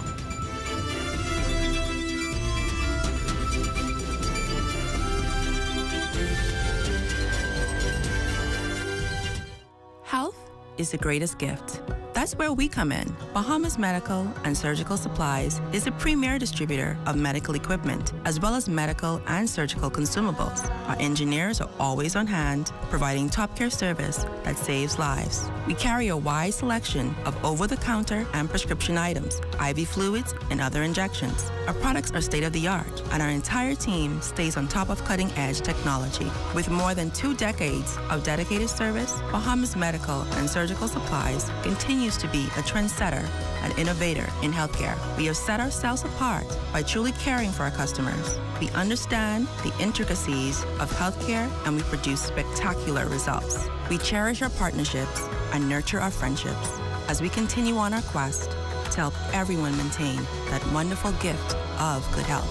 Find us on 95th Terrace, Centerville, and now located in the Lucaya Shopping Center of Freeport, Grand Bahama. Tourism today. Bahamas tourism today. For this year's upcoming Pineapple Festival, Director of Cultural and Authentic Events for the Ministry of Tourism, Nikki Simmons, showed us some of the many pineapple-themed experiences that both locals and visitors can look forward to. The Cultural and Authentic Events Department within the Ministry of Tourism is excited to invite everyone to the 37th Annual Pineapple Festival in beautiful Gregory Town, Eleuthero. So, you know, a big part of our culture is food, and there's going to be lots of food at the festival. Vendors will be selling pineapple-infused dishes, pastries, farm produce, pineapple sandwiches, pizzas, seafood, everything pineapple. As usual, there's a kiddies corner. There's the pineapple eating contest, which is a favorite among our visitors and locals. There's pineapple fun sports. There's a bush tea demo, pineapple jam making demo. There's an art competition. Authentically Bahamian crafters are going to be out. Fire dancing. There's fire goddess and fusion of culture. Going to be a fabulous show. The nighttime comes alive with Shad Colley and the VIPs and a number of our really big Bahamian artists, KB, Johnny Cake. Of course, there's going to be some surprises as well. So we want to encourage everyone to visit Gregory Town, Eleuthero, June 5th and 6th. So we just want to remind everybody, you know, we want everyone to come on out. Of course, the price to get in for adults is $10. For children, it's $5. It's a great time. Learn a little bit about our history, our culture, how Pineapple Festival came about. It really is paying homage to the pineapple farmers from back in the day. It's a great time. For more tourism updates, visit Tourism Today or Bahamas.com. I'm Michael Miller, and this is Tourism Today.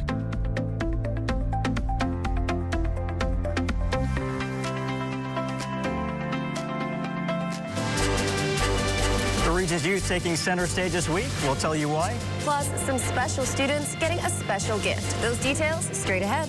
Also, parents being honored globally for their dedication and commitment to family. Stay close for that. And in sports, women's national team prepares for FIBA qualifiers.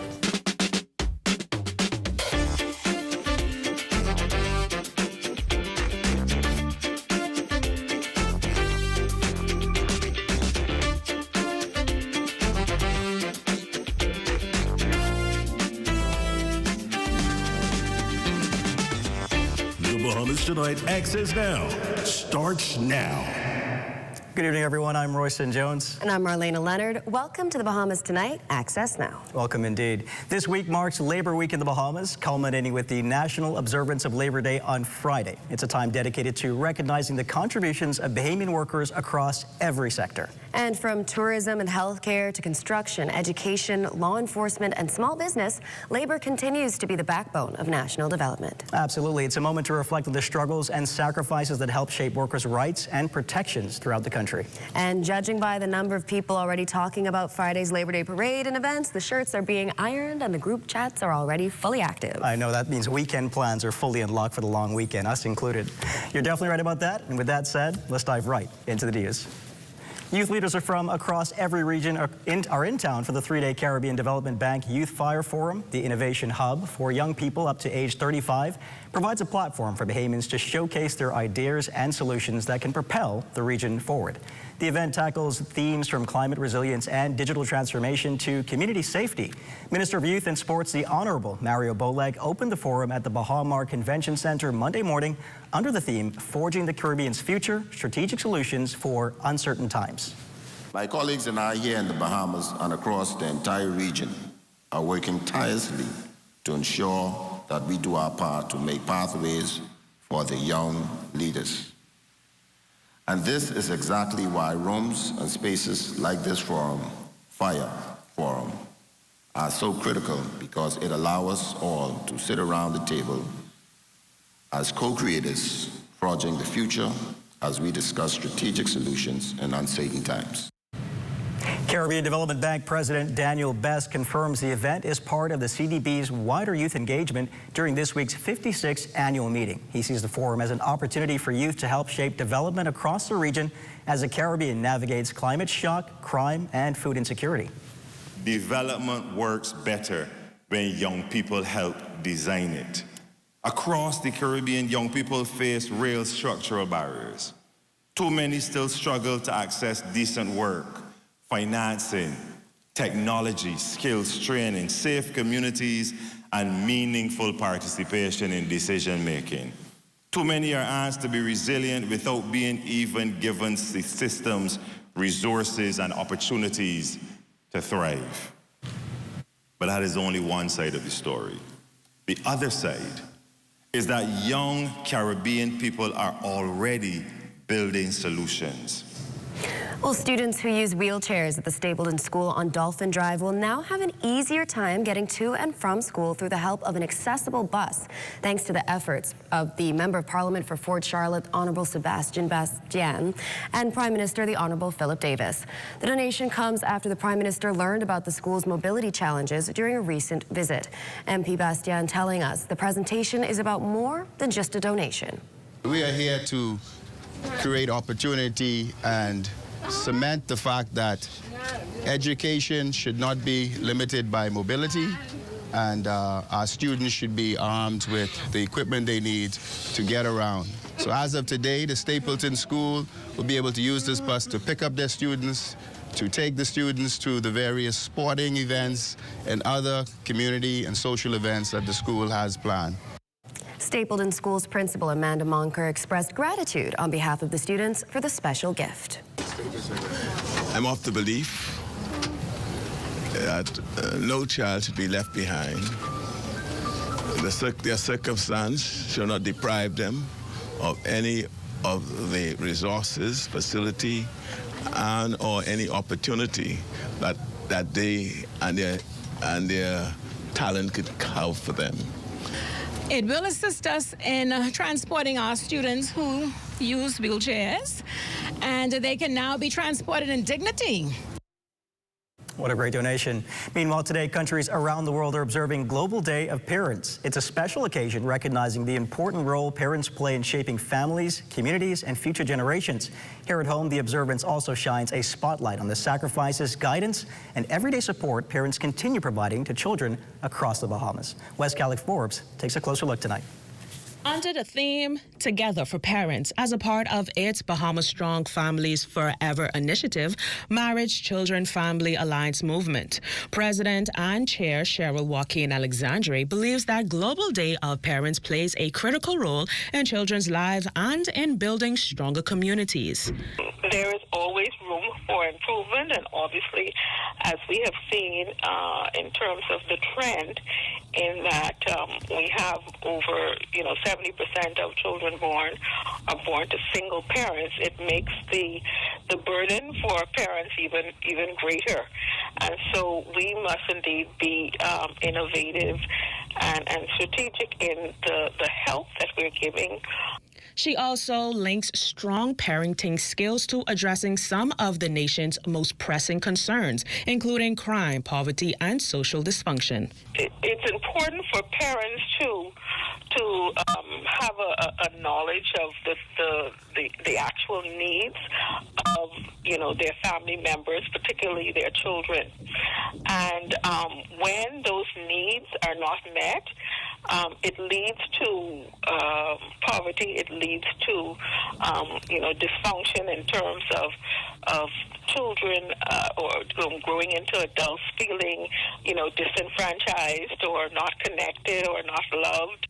During this time, Alexandre encourages Bahamians to find meaningful ways to support parents within their community. And so during this week, we seek to be able to heighten the awareness or remind persons of the important parts that plays in building strong families. And parents have a key role in being able to anchor that within their families. For the Bahamas Tonight, Access Now, I'm Wes Calix Forbes. Thanks so much, Wes. Still to come, hear how the Exuma Community Youth Band is using music, mentorship, and discipline to positively shape the lives of young Bahamians. And of course, Diane Dorset has your Access weather forecast, so stay close.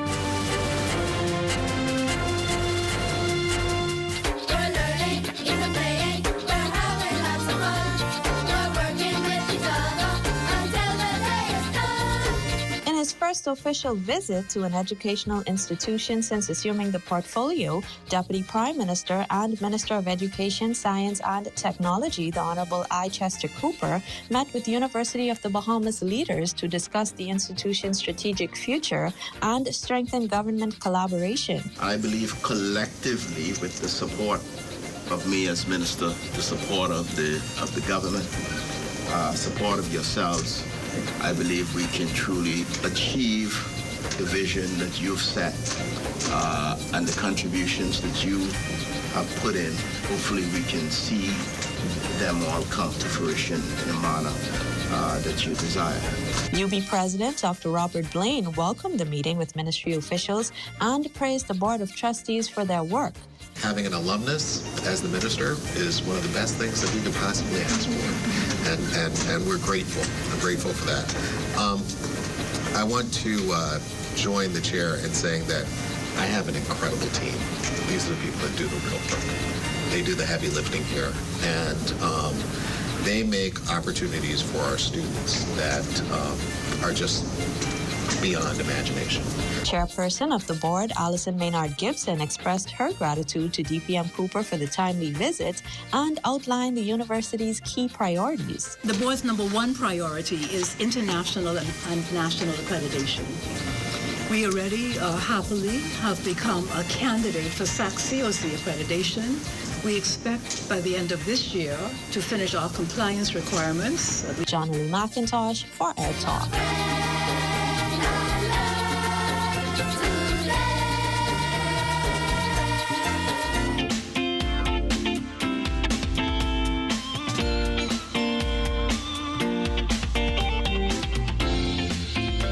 Evening. It is time for your Access weather forecast, and it's the 1st of June, the official start of the 2026 hurricane season, and we are expecting a 55% chance of a below average season, with the National Oceanic and Atmospheric Administration predicting 8 to 14 named storms Of those, 3 to 6 may be hurricanes, and up to 3 of those will be Category 3 or higher. Now, experts say El Nino is helping to keep activity in check.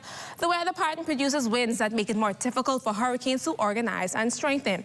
Here are the names that will be used this season: Arthur, Bertha, Cristobal, Dolly, Edward, Faye, Gonzalo, Hannah, Isaias, Josephine, Kyle, Leah, Marco, Nana, Omar, Paulette, Renee, Sally, Teddy, Vicky, and Wilfred. To help you stay safe during the season, take note of these safety tips.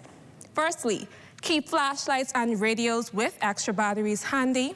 Keep medical supplies in a water-sealed bag and at least 3 days of food and water supply. Listen to advisories and safety information that is very important. Leave beachfront and low-lying areas if a threat of storm surge or flooding occurs. And finally, identify multiple evacuation routes. You also want to ensure that you understand forecasts, watches, and warnings. What do these terms mean?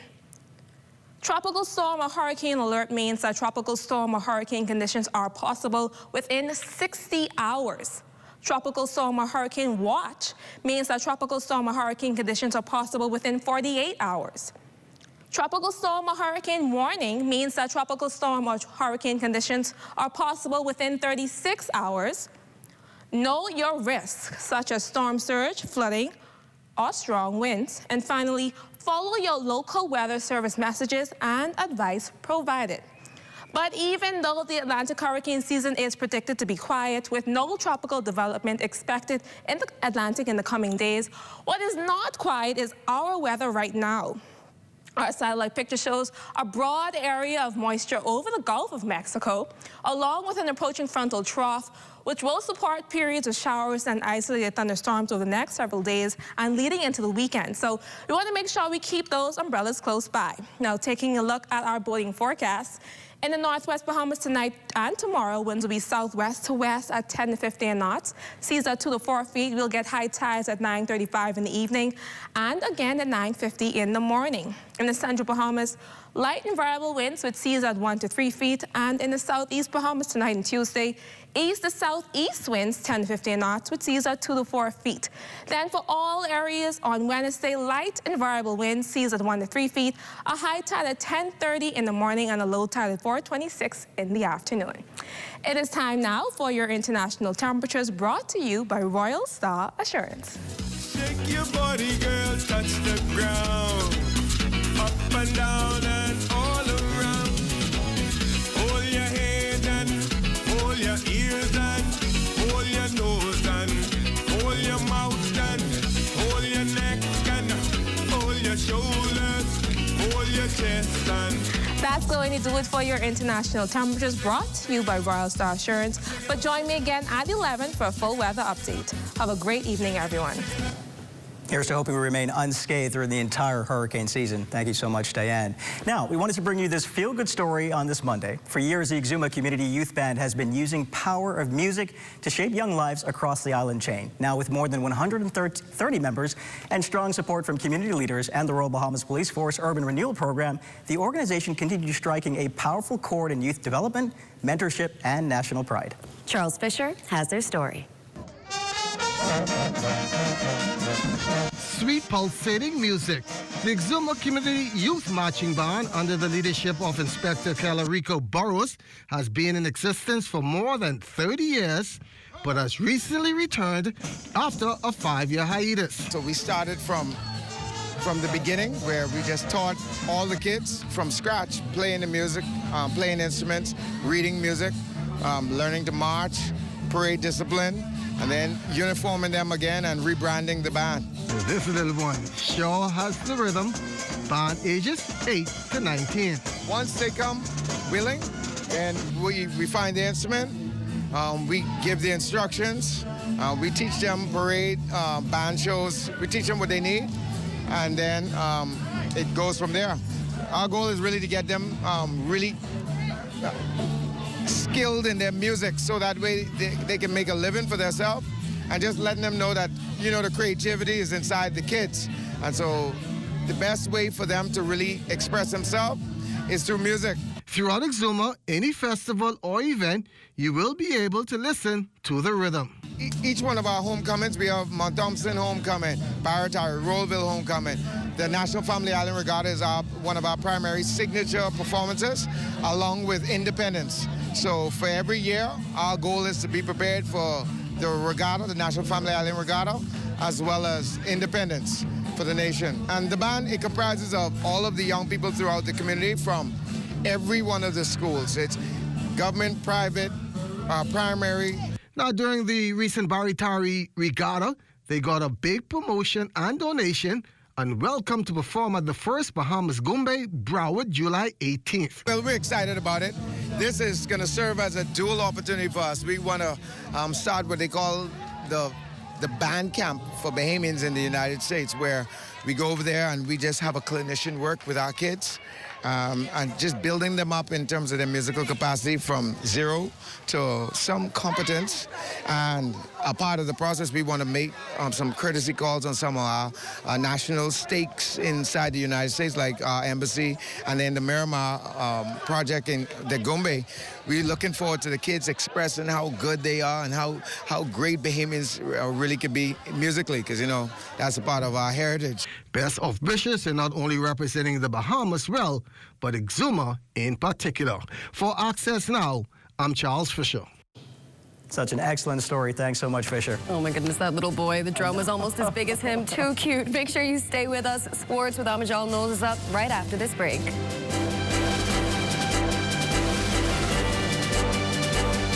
Scotiabank knows your first home is where you finally get to say, this is me. It's where memories grow inch by inch. It's where hosting creates income and where your home can become a business. Or it's where little feet take their very first step into a future you've worked so hard to build. And we know how important it is to capture those special moments. At Scotiabank, our goal is to help you find a home for your first.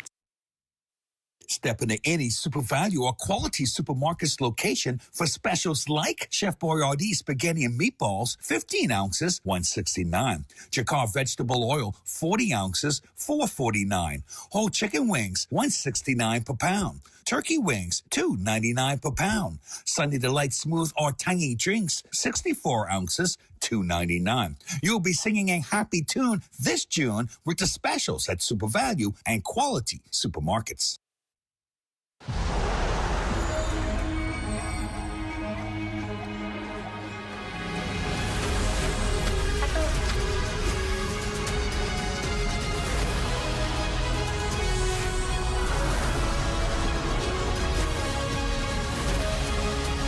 Step inside a world of adventure with Mandalorian and Grogu at Burger King.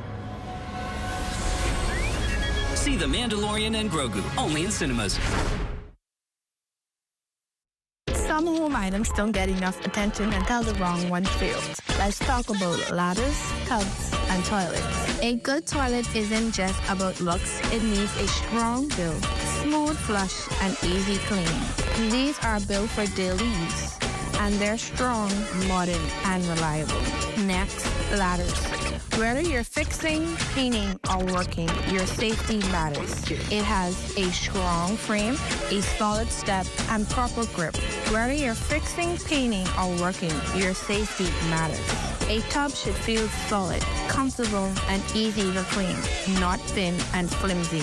These tubs are made to last and make your bathroom feel better the moment you step in. If you want strong toilets, ladders, and quality tubs, visit We Buy You Sell on Robinson Road. Send a WhatsApp to 636-8412 or shop online at wbusbahamas.com.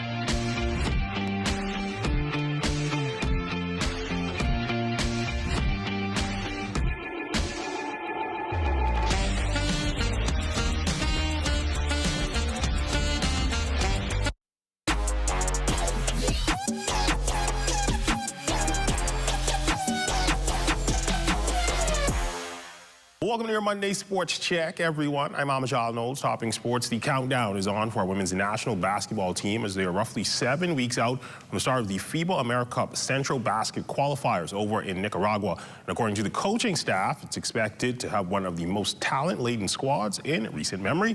Our resident hooper, Michelle Butler, tells us more in this report.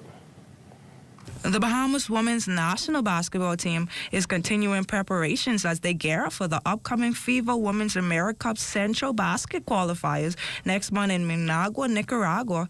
Training is underway at the Kendall G. Elizic Gymnasium, where coaches are focused on building chemistry, sharpening skills, and preparing players for the challenges that lie ahead. While expectations remain high, the coaching staff knows that success won't come without challenges. Assistant coach Donelio Como spoke to us about what fans can expect from this year's squad as they prepare to represent the Bahamas on the international stage. Okay, this ladies' national team, once we get everybody that we are projected to get, we shall do very, very well. I wouldn't go out to say that we should win gold, but we should medal and advance. Once we get who we really want to get, the better players and all those who could come home and represent their country, we should do real well at this tournament. Well, this tournament, it's also very big hitters in it. You have Mexico, you have Dominican Republic, El Salvador. You know, they play together all year, so they have that continuity. Whereas we get our better players only in the summer when college break and stuff like that. So right now we're working and we're trying to get back up to par and build some continuity and team morale so we could be ready for this tournament in July. Como also adding that while practice has been going smooth, there has been some logistical concerns with the availability of the National Gymnasium. It's hard right now because of being able to get facilities to practice with. The gyms having PJCs and GCs, and then Kendall Isaacs being booked to numerous different entities. We only have the days that are free. Like right now, we only have Tuesdays and Sundays, and to be really and honestly, that ain't gonna cut it. 2 days of practice or the 7, that ain't gonna cut it. We need to go 6 days at least. Now competition opens on July 12th against the Dominican Republic, followed by a showdown with the host country, Nicaragua, on the 13th, and then a final clash with Mexico on the 15th. For ZNS Total Sports, I'm Michelle Butler.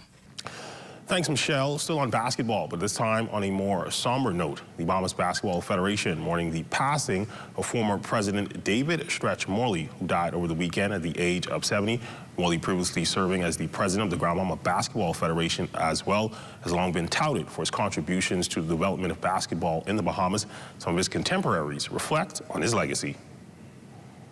I knew Stretch from when he played with my father. Well, I was actually coaching with Commonwealth Bank Warriors.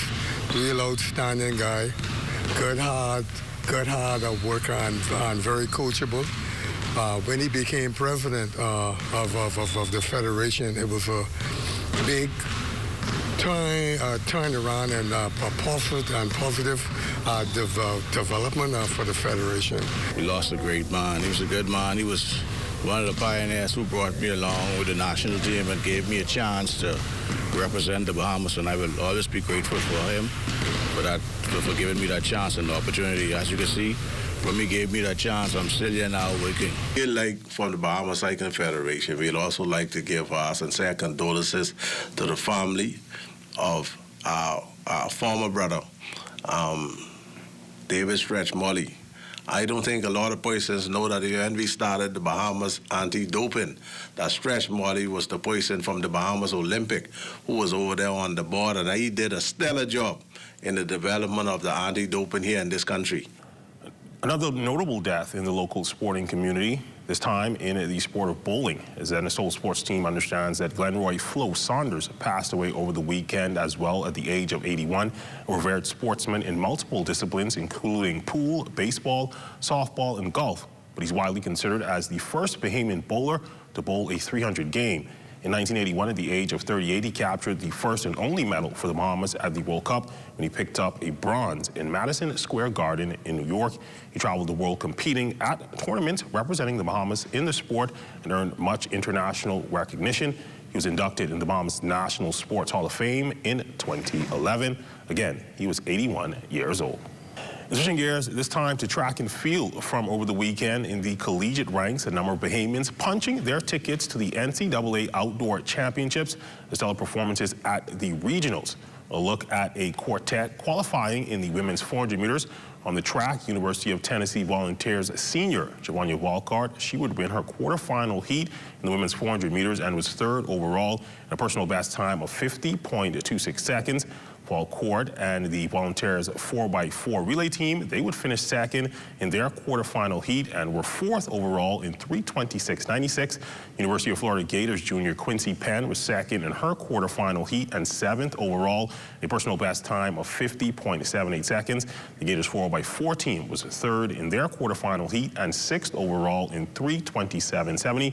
Texas A&M University Aggie senior LaCarthia Cooper, she would be third in her quarterfinal heat and seventh overall in 51.53.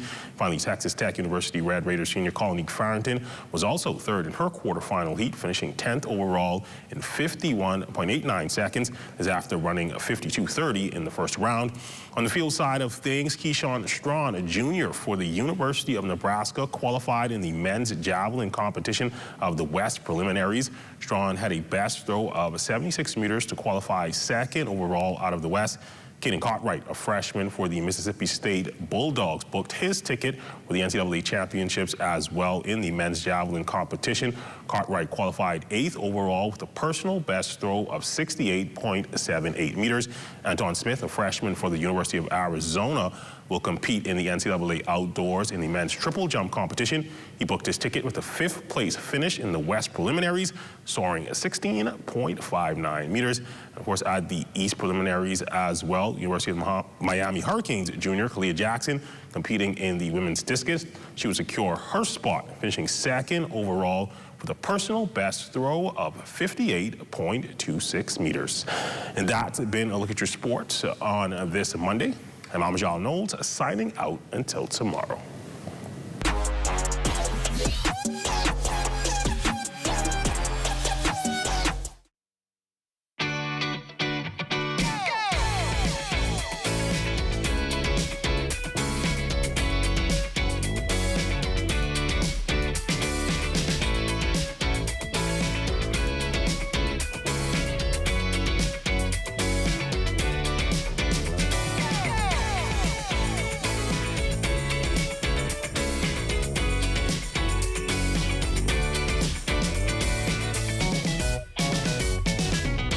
Introducing Valvoline Restore and Protect, a first-of-its-kind innovation that returns pistons to factory clean, removing up to 100% of deposits, restoring your engine to perform like new. All new Restore and Protect, another first by Valvoline, distributed by Battery and Tire Specialists. Fuel the difference. Ruby's Ultra Tech in your car. Fill up with Ruby's Ultra Tech.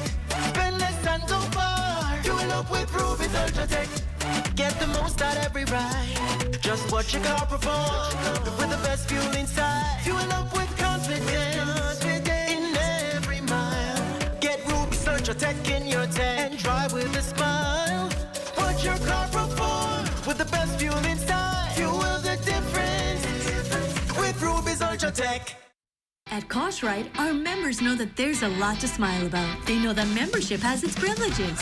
Guaranteed low pricing on every item, every time you shop. Each membership comes with 2 cards. That's one for you and a free card for a member of your household. Gold card holders earn an annual 2% rebate up to $500. Cartwright members get discounts at other participating businesses. So that's a lot to smile about. Whether it be clothing, appliances, home goods, or groceries, shop at Cartwright, where membership truly has its privilege. That does it for us here on Access Now. Stay tuned for a hurricane special from the Disaster Risk Management Authority. And then the rundown, of course, with Howard Grant. Good night, everybody. Good night. At the Lyndon Bindling International Airport, I'm Corval Pyfrom. This is ZNS.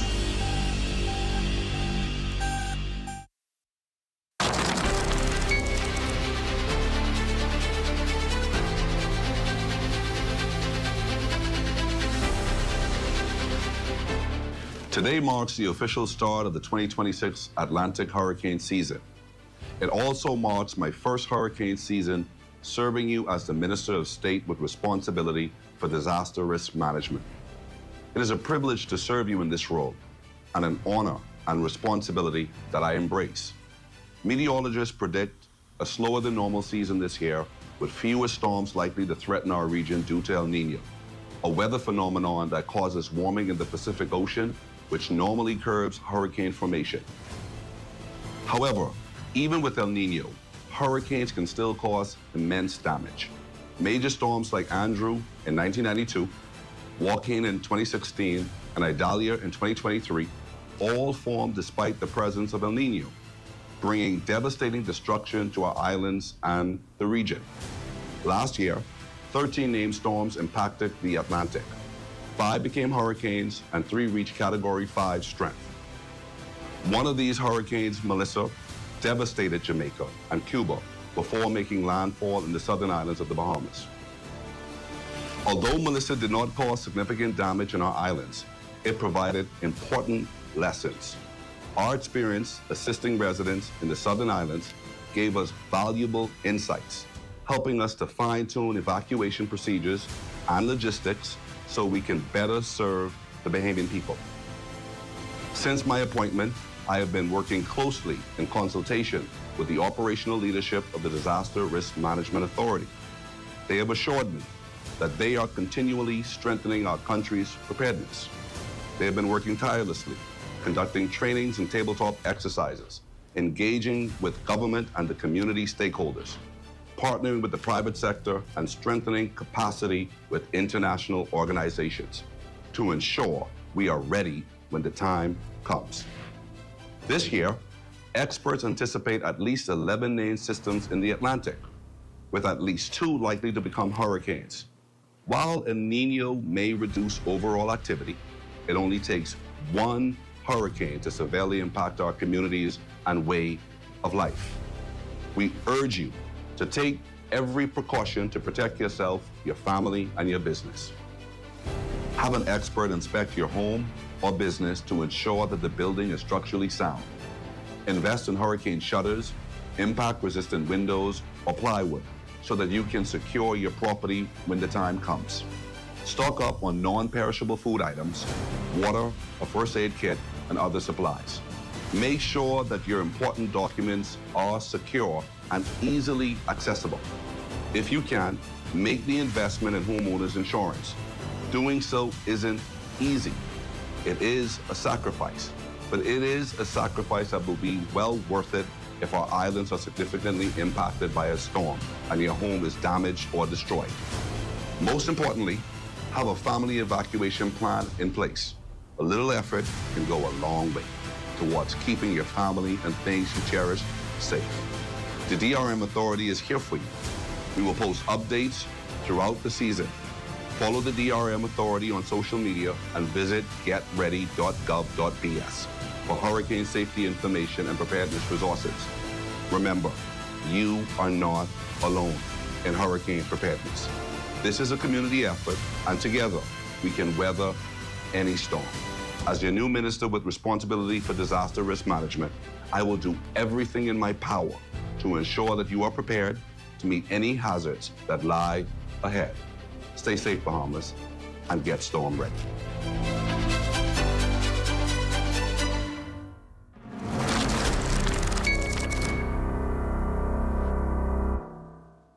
At the Lyndon Bindling International Airport, I'm Corvell Pyfrom. This is ZNS.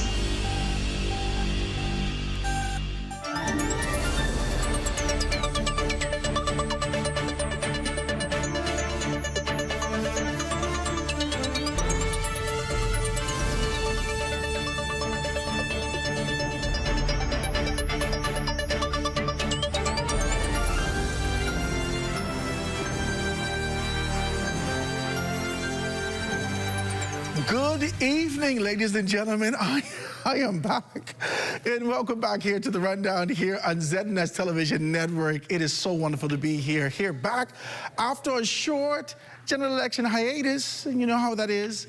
We're ready to talk about the latest in stories making national news around the country. Tonight, we're going to recap and analyze the 2026 general election and the election that many Bahamians feel has already reshaped the country's political landscape and sparked important national conversations about leadership, governance, and the future direction of the Bahamas. Joining us to provide historical context and a deeper insight into the results is the professor, am I correct? Professor of, well, actually the head of history and religion and philosophy at the University of the Bahamas, none other than Dr. Christopher Curry, who is also the deputy head for the AMMC. He got so much titles, my God, praise God. He's here with us today. So absolutely wonderful to have you. Dr. Curry, my brother. It's good to be here. We've been sitting down a long time together. Yeah, man, it's been a while, but it's good to be busy. back. Yes, as have you been. Well, it's so wonderful to have you, man. Talk to me about it. Let me know, let persons know, introduce yourself to those persons who don't know you. Right. So I am Dr. Christopher Curry. That hasn't changed. I am, of course, Associate Professor of History, Religion, and Philosophy. I'm the head of that department. And I continue to place myself in the classroom and do the work of national service and teaching our tertiary level students at the premier tertiary institution of the Bahamas, which is, of course, the University of the Bahamas. Okay. You know what? You have always been phenomenal in all that you've done. And the articulation, the insight, the history, the ability to be able to bring these things up at a moment's notice, at a drop of a dime, to be able to give a contrast to what these things are. And I always found that, especially in the inception, in the beginning of us having these kind of conversations, I always thought it was amazing that we had a person of your aesthetic. Let's be decent. Let's be a person of your aesthetic, being able to articulate with such rich history and really being able to dive into that. Now, talk to me about this. You and I always enjoyed great conversations about politics. What did you make of the 2026 election? Let's go pre, during, post. So pre, we saw interesting campaigns, and I made this point on another occasion that I think ever since 2006 to the present, we have seen increasingly complex marketing and strategic campaigning.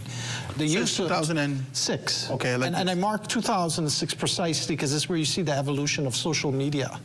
And you're seeing that our legacy parties are both capitalizing on social media. Almost every day this election cycle, you saw a new message, a new song, a new kind of targeted audience for whatever it was that they were trying to relay as part of their larger campaign.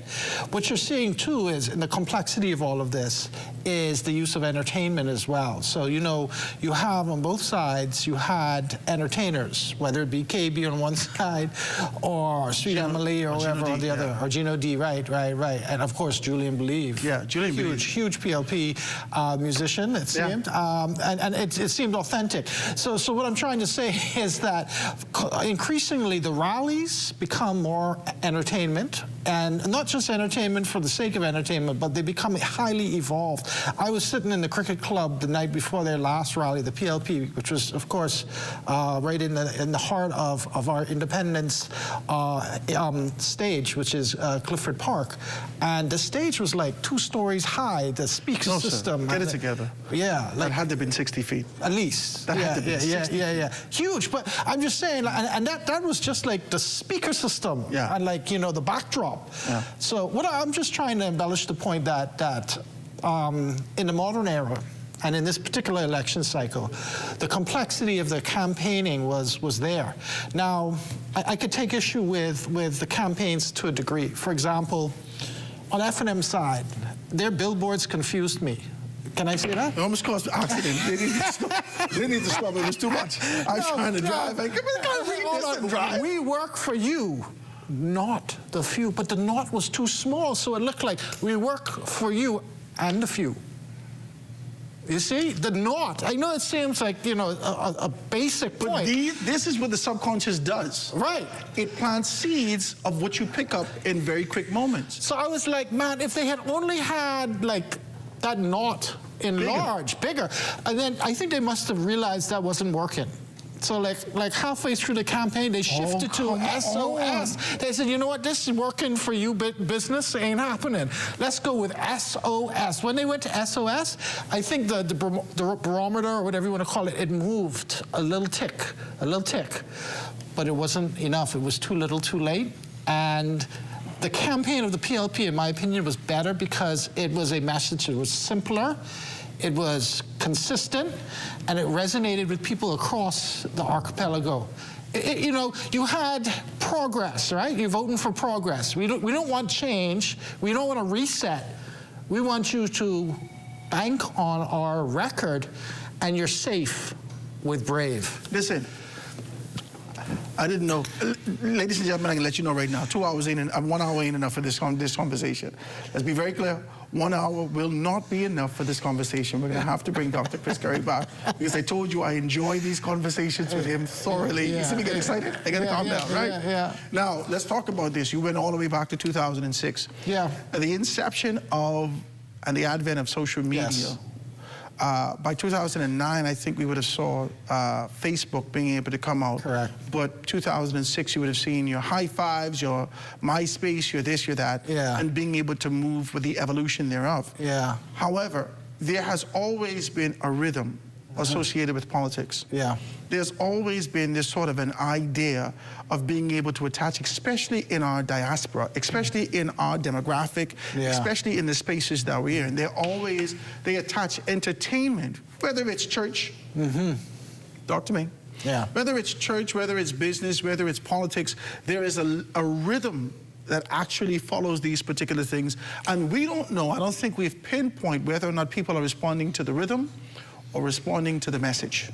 Well, it's interesting because what I also saw is a deliberate effort to target the youth vote, right? So I will tell you this, both parties were on UB campus multiple times, right? Because they realized a lot of UB students are voting for the first time. A lot of UB students are attracted to a different type of presentation and marketing than people like my age, right? I, for one, and this is just me, I don't go to rallies. I'm going to read the manifesto from page 1 to 52, or page 1 to 48, depending on the part, you know. And I'm going to base my vote on what I'm reading and the actual specific policies and platforms. People who are younger than me, they're more interested. That's a niche market, though. Yeah. And so you exist in a niche market. I may be a small little niche market, but I'm still there. But I think younger people are captivated by the resonance of a powerful speaker, a person who's active in their constituency, who they feel are connecting to them. And it may not necessarily be about the party, it may be about the person who's there real every day. They got events going on all year, 364. And then on top of that, music and the stage presence, right? If you get someone up on the stage during a rally and they dry and they can't say anything and they don't really excite you, that kind of means something. So what I find interesting, though, is both parties realize that there are different demographics now in this country. It ain't one size fit all, right? It's crazy that you recognize this. Yeah. I've said this before, and I'm going to cling to it. The PLP is masterful.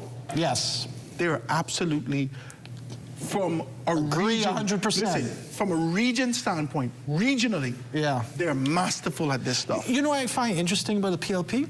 Some people would have said after that decade of Ingram, and even that first term of Christie, 2002, 2007, the PLP's base was aging. And conventional logic might have thought that they were a dying party. You know what they've done? They have reinvigorated their base. They have not stopped campaigning from 2017. Right. But the thing is, their base is now largely young people. Much younger than the Free National Movement. And it ain't like, you know, in the past, people used to say, I was born PLP, I get dad PLP. No. You know? That kind of person isn't now the base of the PLP. It's young people. It's people like Latre Raming. They got people in ministerial posts now, blowing my mind. I didn't know we was going to have this conversation today. Man. Yes. This is a conversation that we have. Yeah, man.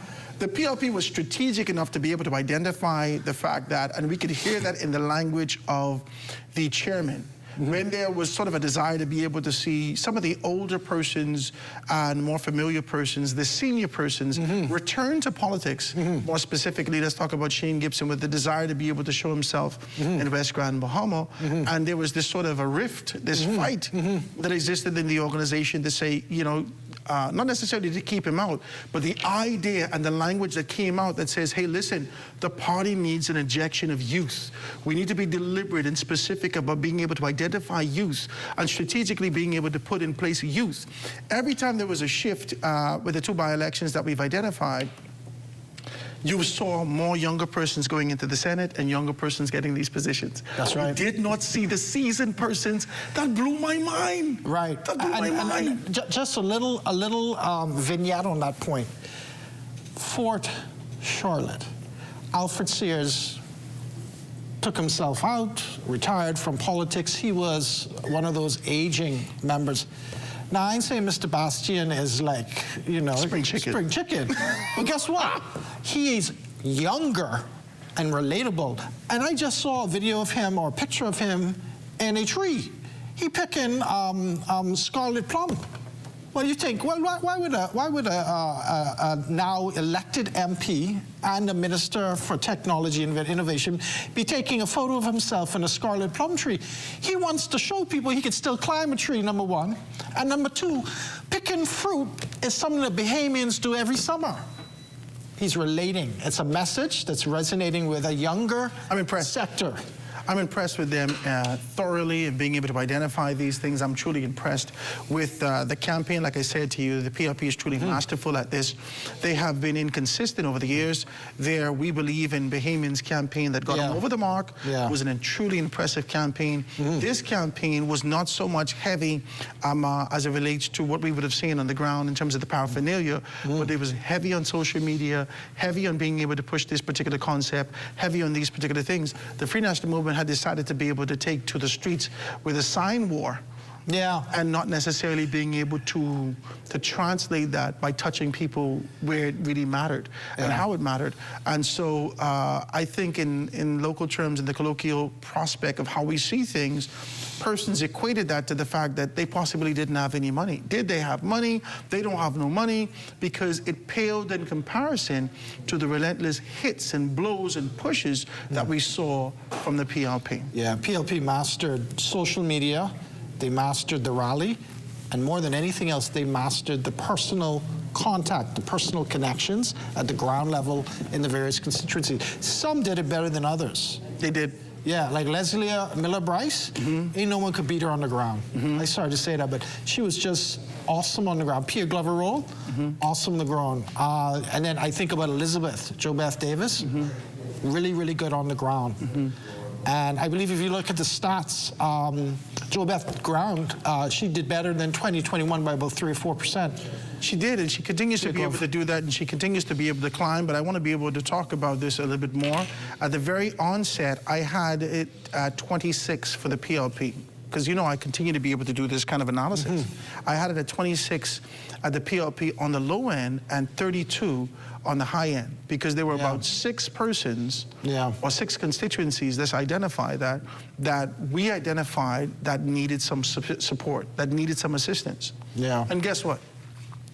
Sayford Brave took everyone over the mark. Yeah, you know, in Bahamian politics, we don't have much of a division when it comes to ideology. Both parties are kind of right in the center. You could argue the COI is definitely right of center, maybe a little further right than they ought to be, but we'll leave that alone. What I want to say, though, is it comes down to personality of the leader, right? And even though in the Westminster system you don't directly vote for your leader, you vote for the persons who are contesting the constituency which you reside in. But we are seeing increasingly people want to vote indirectly for the leader. And they want to see that the leader is a person, an individual that is that works electable. For you and against you. Yeah. Because it worked against former Prime Minister Perry Gladstone Christie. Absolutely. And it also worked against Minnis. Minnis. It sure did. but it worked for Brave. That's safe for Brave. People saw Brave. His persona, he's a cool dude. He might be approachable, yeah. likable, easygoing, but still able to, like, he got a big ship. Yeah. He got a big, let's carry the metaphor. Able to navigate that. Yes, and he has found a way to balance all of the different interests within the PLP, the different ministries, and you know, you get a big ministerial executive branch there, but he's able to navigate and negotiate all of those relationships. 2007, Christie, former Prime Minister Perry Christie, in my humble opinion, he suffered as a result of this exact same thing. Yeah. Talent, significant talent that exists within the confines of the PLP, but not necessarily knowing how to be able to stand in the position and say, hey guys, I don't think we should stop this here. I don't think we should do this here. And it placed them in this sort of a position where persons were saying socially whether or not Christie could be able to manage these particular things. Right. And now when persons see Brave, despite the fact that he is an easygoing guy, an approachable guy, humble guy, so forth and so on, he has a hold of things and really being able to see productivity in these spaces. And he balances something really important. He's understanding that at his age and in his position, he can't do everything. So he's really good at delegating and empowering his ministers, especially those who are young and energetic and enthusiastic and brilliant.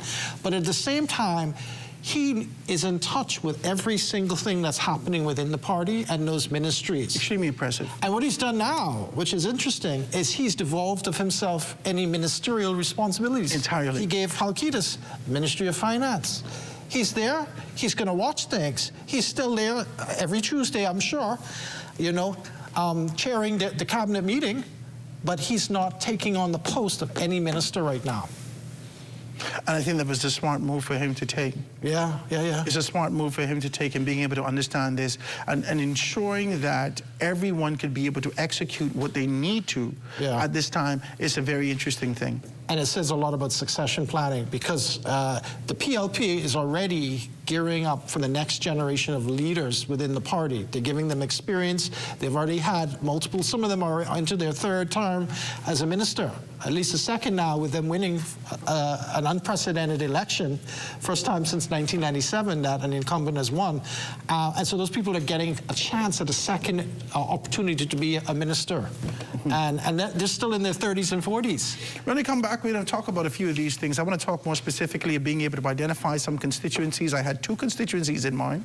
I looked at the constituency of Fort Charlotte, and I looked at the constituency of Pinewood. And I indicated, because both of them exist on the extremities of this pendulum, right? Yeah. So one all the way over there is doing such well. If you decide to be able to go against them, it was a big thing. And one who's never chosen the same candidate in Pinewood and has gone in the direction of the PLP 2 terms. It's interesting stuff, guys. We're going to take this quick commercial break. When we get back, we're going to dive deeper into it right here on The Rundown.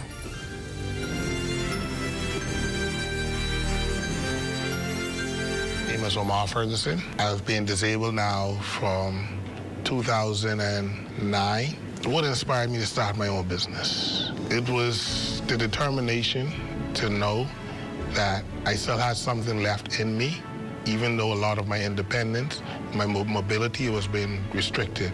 In my disability, it's kind of hard finding the investors or the capital. For example, national insurance. The benefit that we receive, it's a lifeline. And at any business that you're gonna take, it's gonna be a risk. We're not looking for handouts, but we want you to understand that we still need a little special care. This literally gives us a backbone that, hey, we could actually stand someday. This is the business I know it's gonna be a risk. Even going through that process, I'm still dependent on national insurance. Overall, being in the program itself has put me in a place where I feel young again. I feel like anything is possible. I would say to others with disabilities, look around your community, just like you guys said in one of the modules. See what is needed in your community and go for it. Don't be afraid, just go for it. For more information about how the SBDC can help your small business to make a big impact, give us a call at 461-7232 or visit sbdcbahamas.com.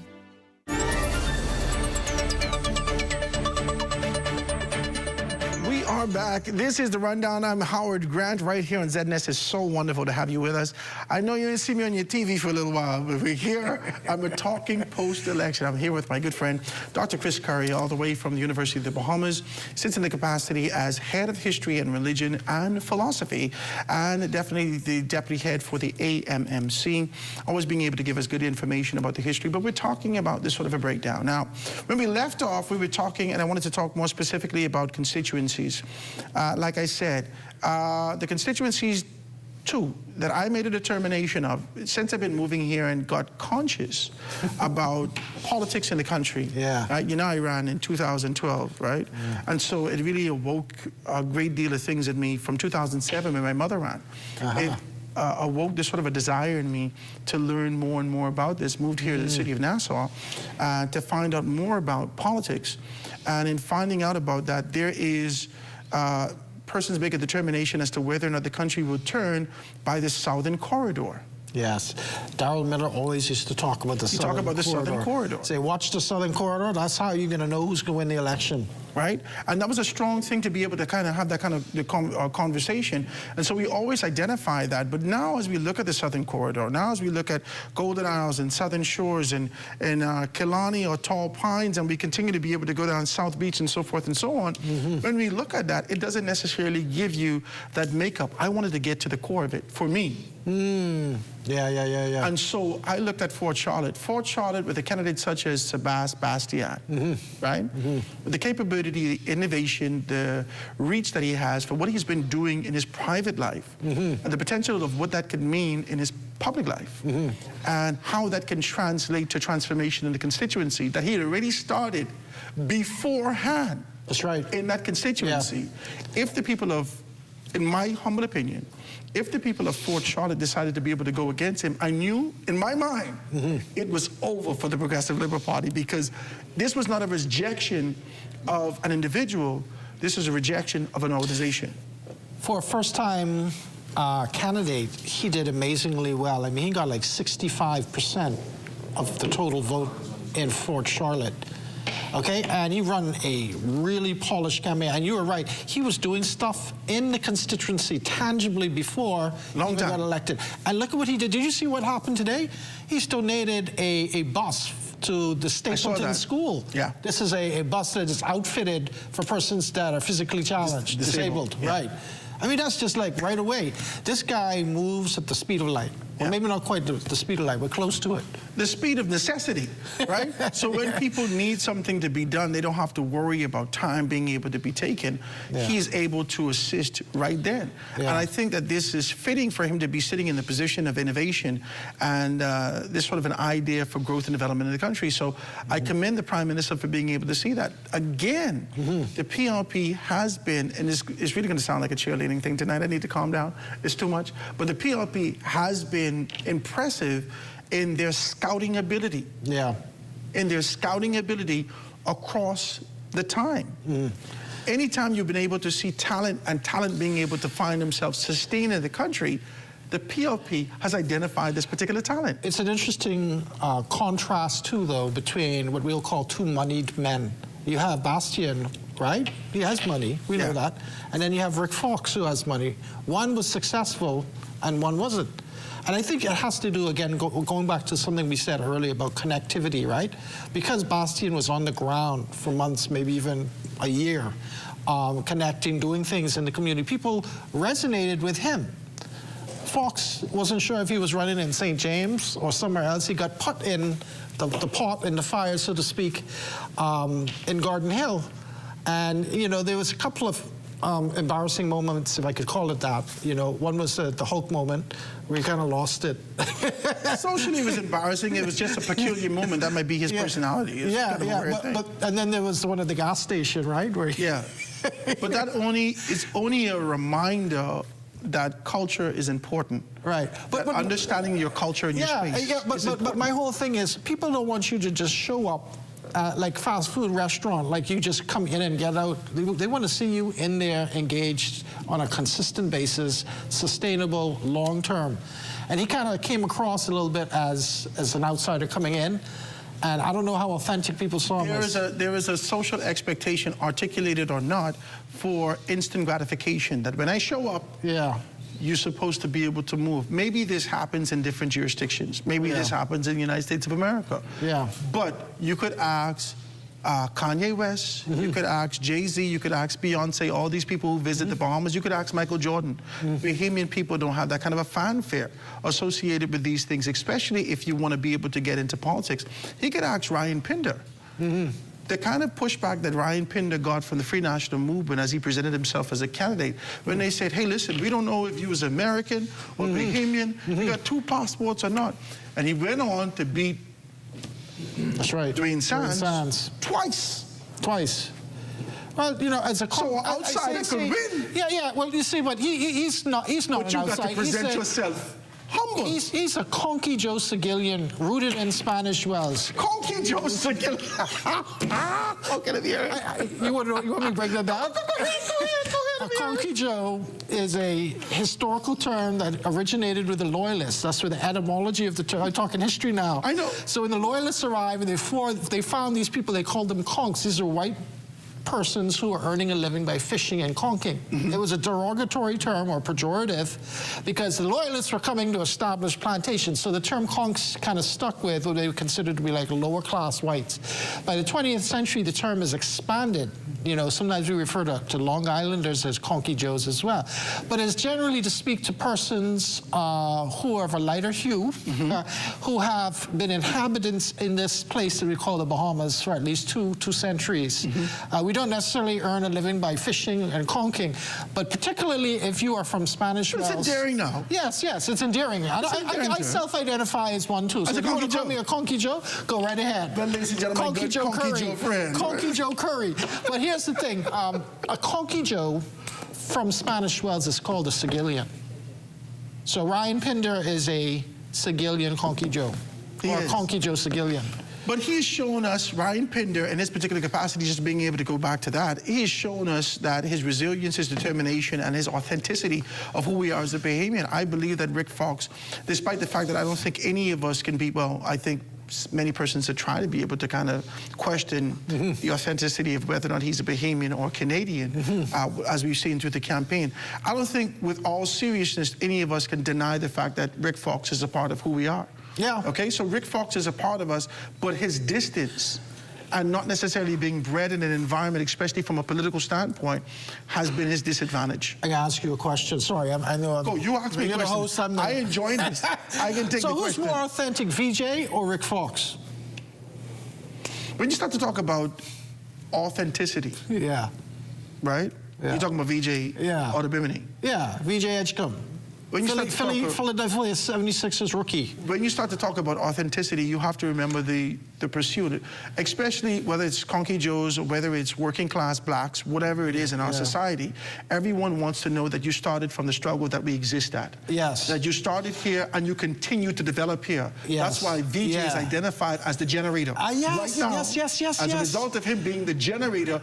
Man, you got it. You got it. We could be able he's the and you know that's powerful. We can connect with it. That's powerful. You understand? People could connect with him just like the generator connected with him. That's exactly correct. Now, and his story is a familiar story. Yes, not necessarily talk about a great deal in the country. A lot of persons are still existing in this particular spaces, and when we see VJ on this global stage, we know that, wow, we could rise to this occasion. We can do it.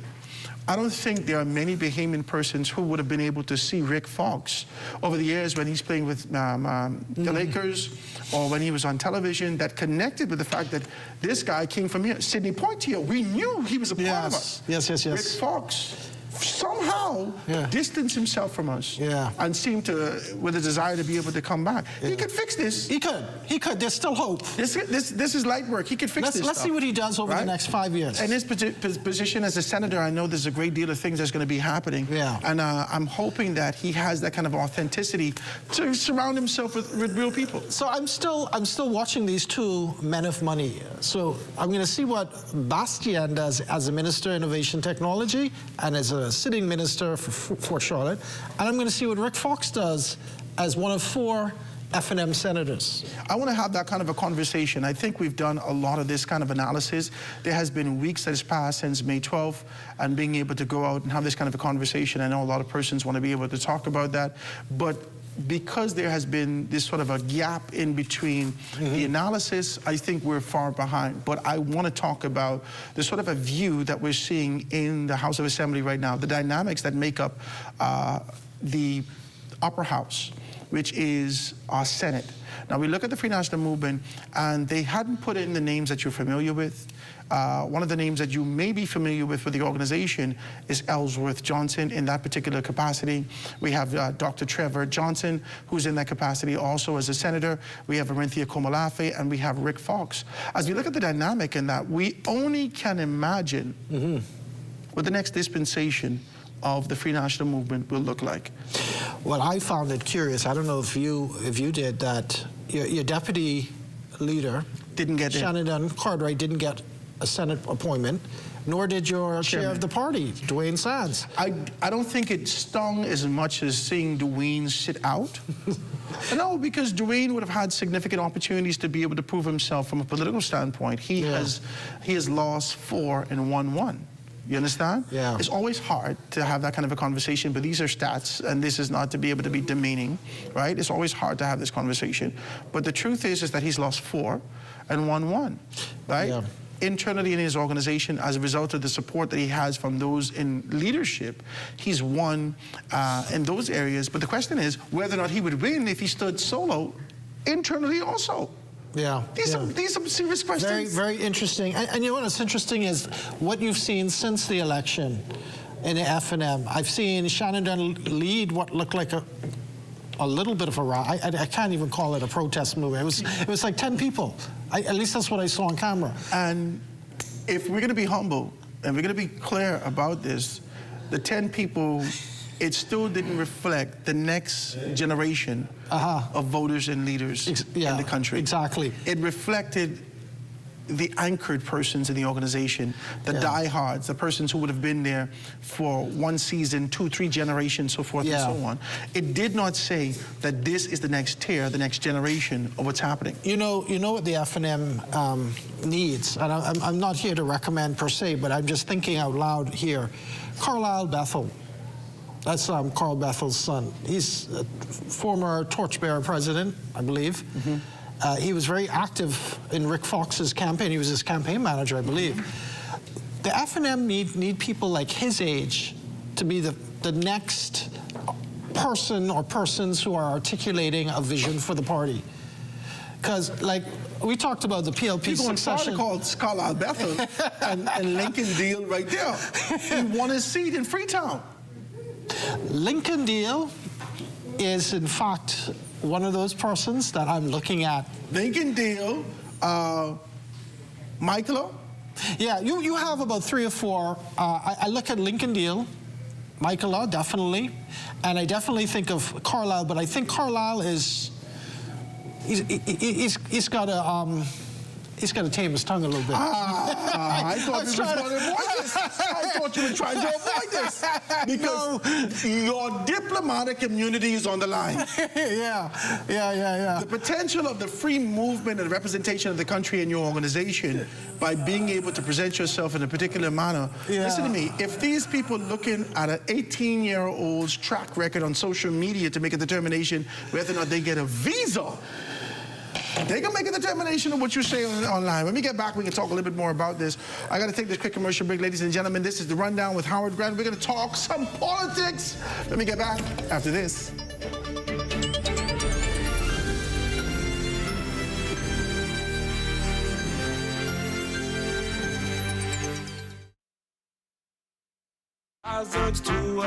Let's swim Bahamas. Water safety rule number 6. Open water swimming. Always swim in line with the shore.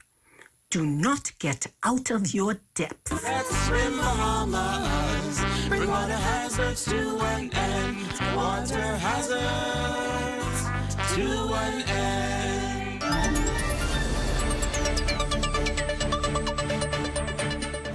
And we are back. Ladies and gentlemen, this is Rundown. I am Howard Grant. Grateful to be with you after a significant hiatus. Being back here to be able to talk with you with none other than Dr. Christopher Curry. We're talking a little bit about politics. I'd like to be able to dissect it constituency by constituency, but so much time has elapsed, I don't want to be all the way back here. There's so much conversations for us to have. I got to see if I can bring them on again and again to kind of dive into this, because I enjoy this sort of a conversation. I really enjoy this, and I'm hoping that you do also as we continue to be able to talk about this. Now, when we left off, we talked about Lincoln Deal, and Lincoln Deal in his particular capacity, for me, is identified, and they didn't like me when I say this. Yeah. They ready to cuss me. Oh, okay. The Free National Movement didn't cuss me. Praise God. I ain't getting no business. I just want to be decent. But the truth is, as I see it, Lincoln Deal, Michael, Travis, like you said, Carlisle, other persons represent the next dispensation of the Free National Movement. The Free National Movement has an aging problem. An aging problem. This did not happen in 1992. No. In 1992, it was a representation of youth and vigor and vibrance and determination and articulation and strength and education and experience from the world over. And Hubert Alexander Ingram had his pick of the litter. He could be able to make a determination and say, okay, I don't want this one, I want that one.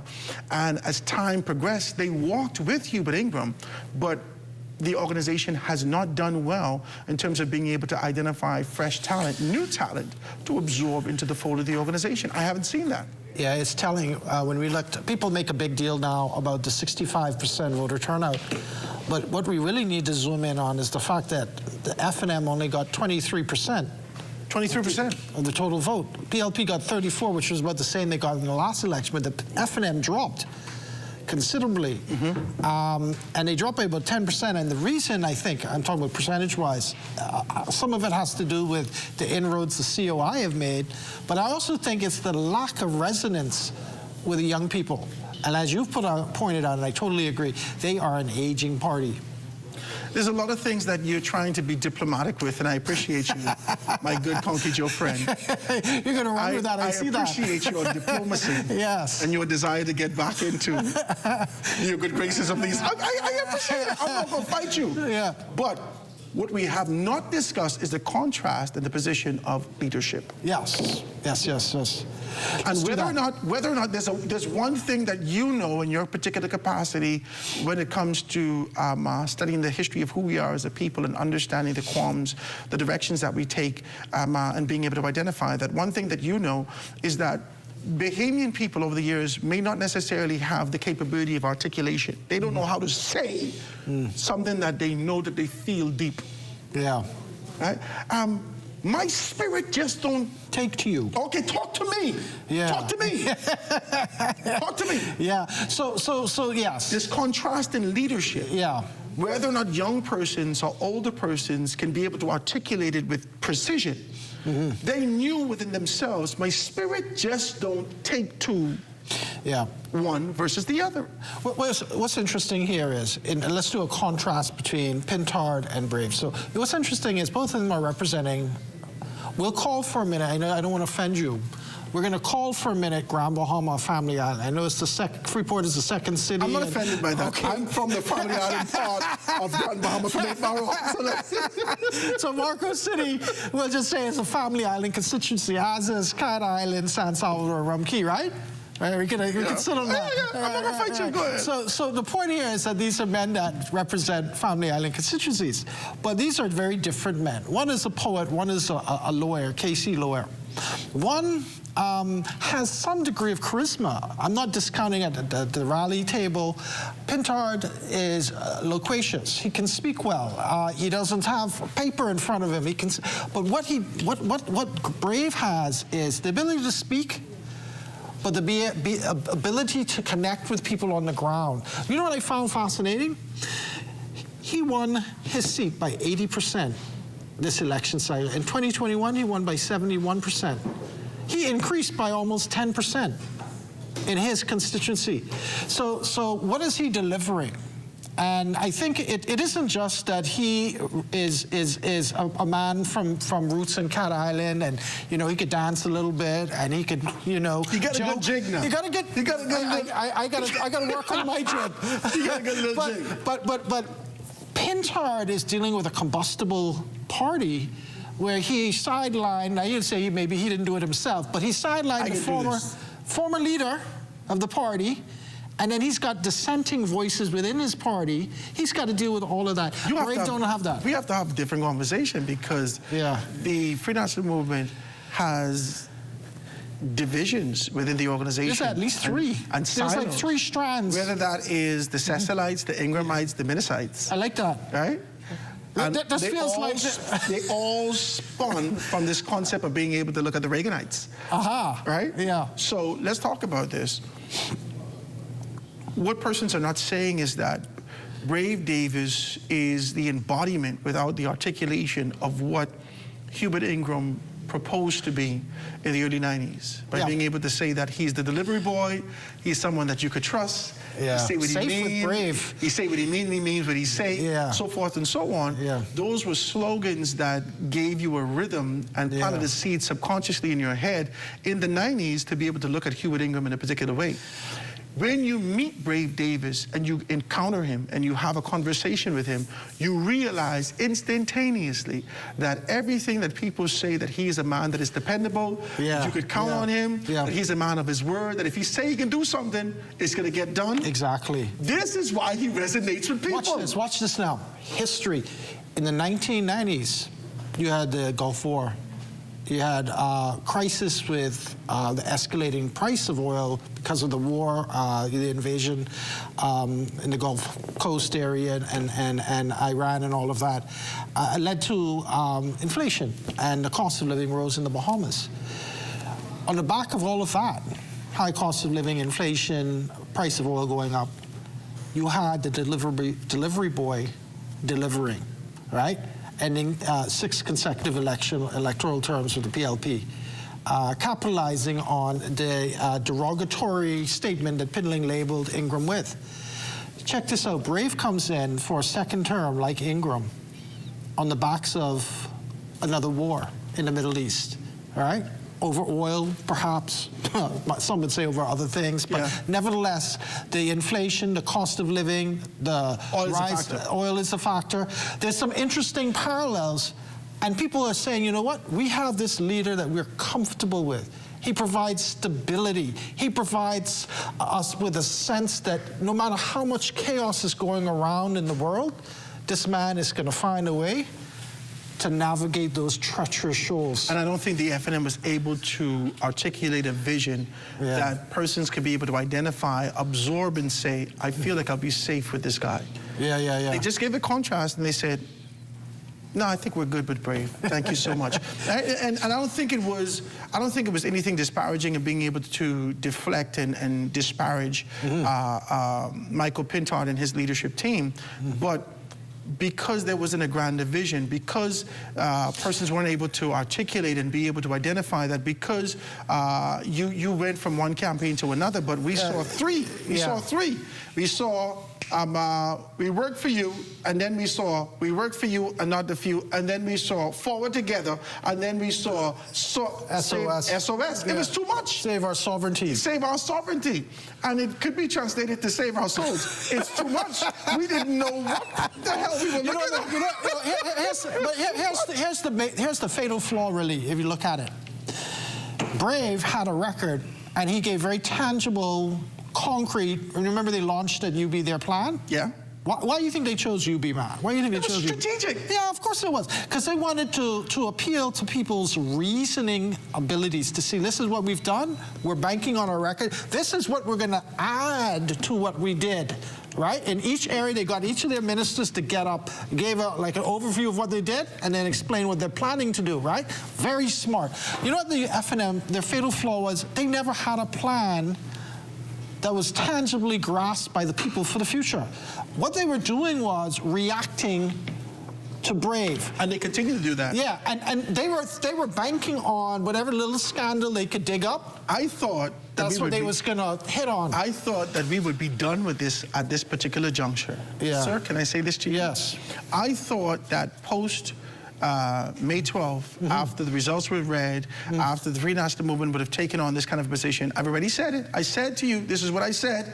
Somebody called me and tell me, how would you say this? I said my expectations was that after this defeat, Michael Pintar would have lost 2 by-elections and a general election. Yeah. He would have done the honorable thing under the umbrella of the Westminster system and being able to do what we've seen Hubert Alexander Ingram do and not take a seat in the House of Assembly and lead to a by-election in his particular constituency after he gracefully bows out, being able to thank the persons who supported him and being able to gracefully bow out. I can't say that he would have done that. Some persons call me and say, but what about when Lyndon Pinley took the seat in 1992 and 1997 and so forth and so on? He still led the organization. Hey, listen, this is too much. If that's what you want to be able to brace it on, I'm not going to fight you.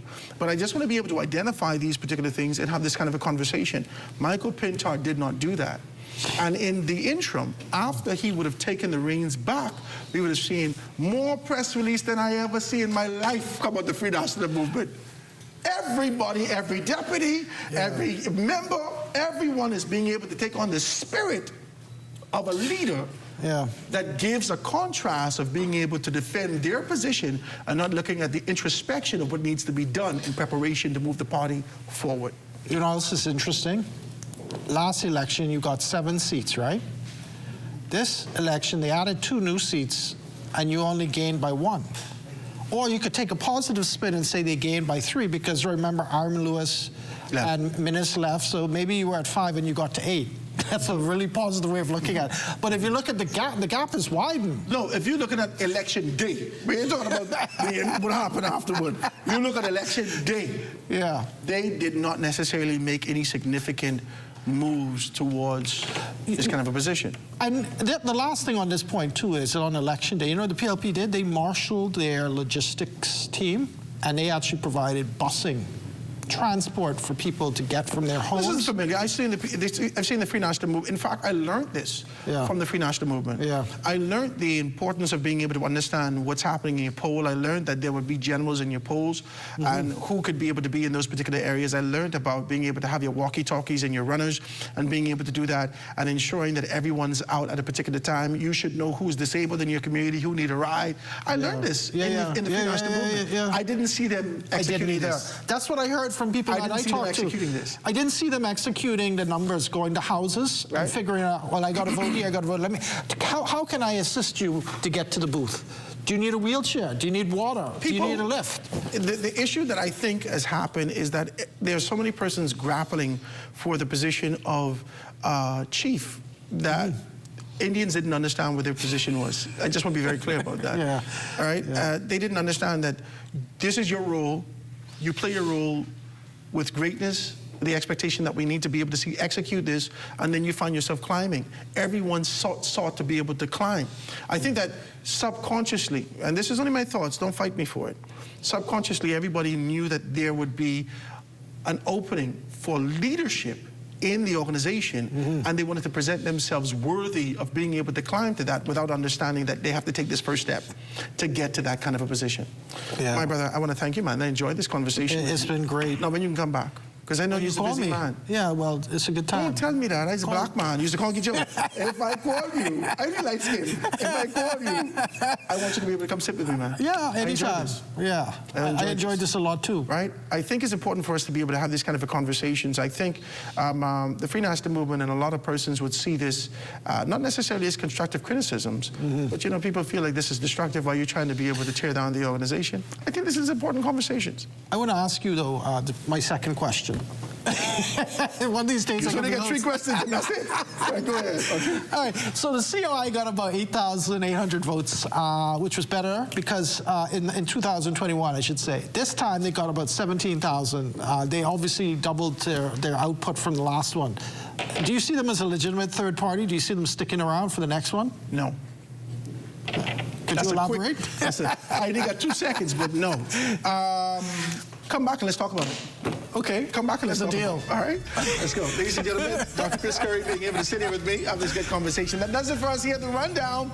Be sure to stay locked and loaded right here at ZNS for the Bahamas tonight at 11 p.m. It is the final newscast of the country with the latest in news and information with Corvell Pyfrom. From all of us here at ZNS, I am Howard Grant.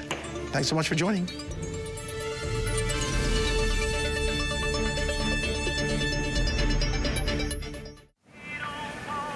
Hey, y'all, what's up? Hey, what's that? What y'all getting? Listen, I've been waiting to march down some logs here. Hi, I'm Matthew. I will be you guys' waiter today. Can I take your order? Oh, I've been jonesing for some grouper tread.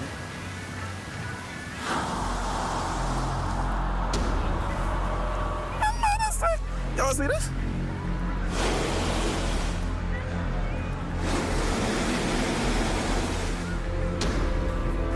See, this ain't gonna work. Where the fish gone, though? But how though? Don't leave our children with no fish in their future. Protect our sea. Protect our way of life. Protect the Bahamas. To learn how you can help, find us on Facebook at Bahamas Protected. See the future.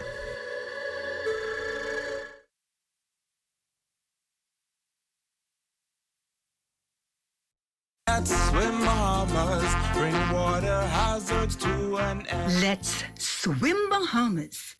Water safety rule number 6. Open water swimming. Always swim in line with the shore.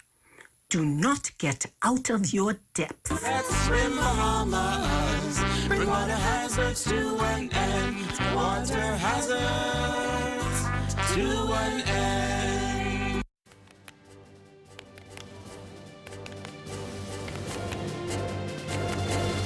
Oh, you're still here? But of course you are. But be sure to tune in every weekday at 7:30 p.m. for the Bahamas Tonight Access Now, Where we bring you the brighter side of news.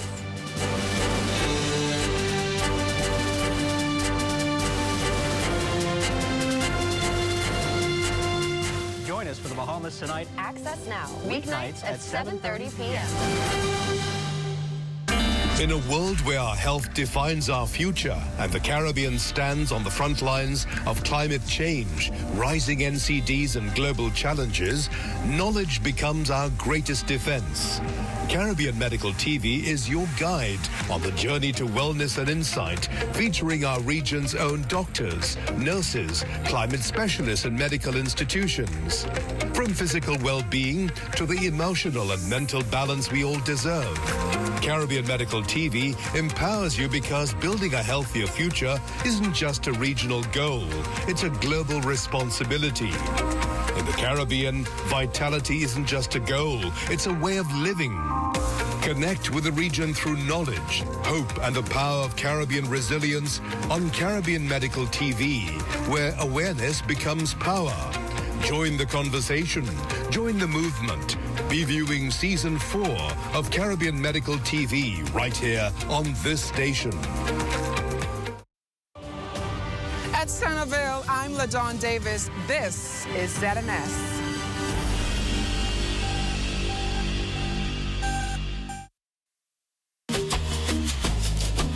"700 islands wrapped in turquoise dreams. Every voice matters, every soul redeems. With a heartbeat broadcasting truth across the waves. Information, liberation. This is our nation saves. From Andros to Abaco. A love that will grant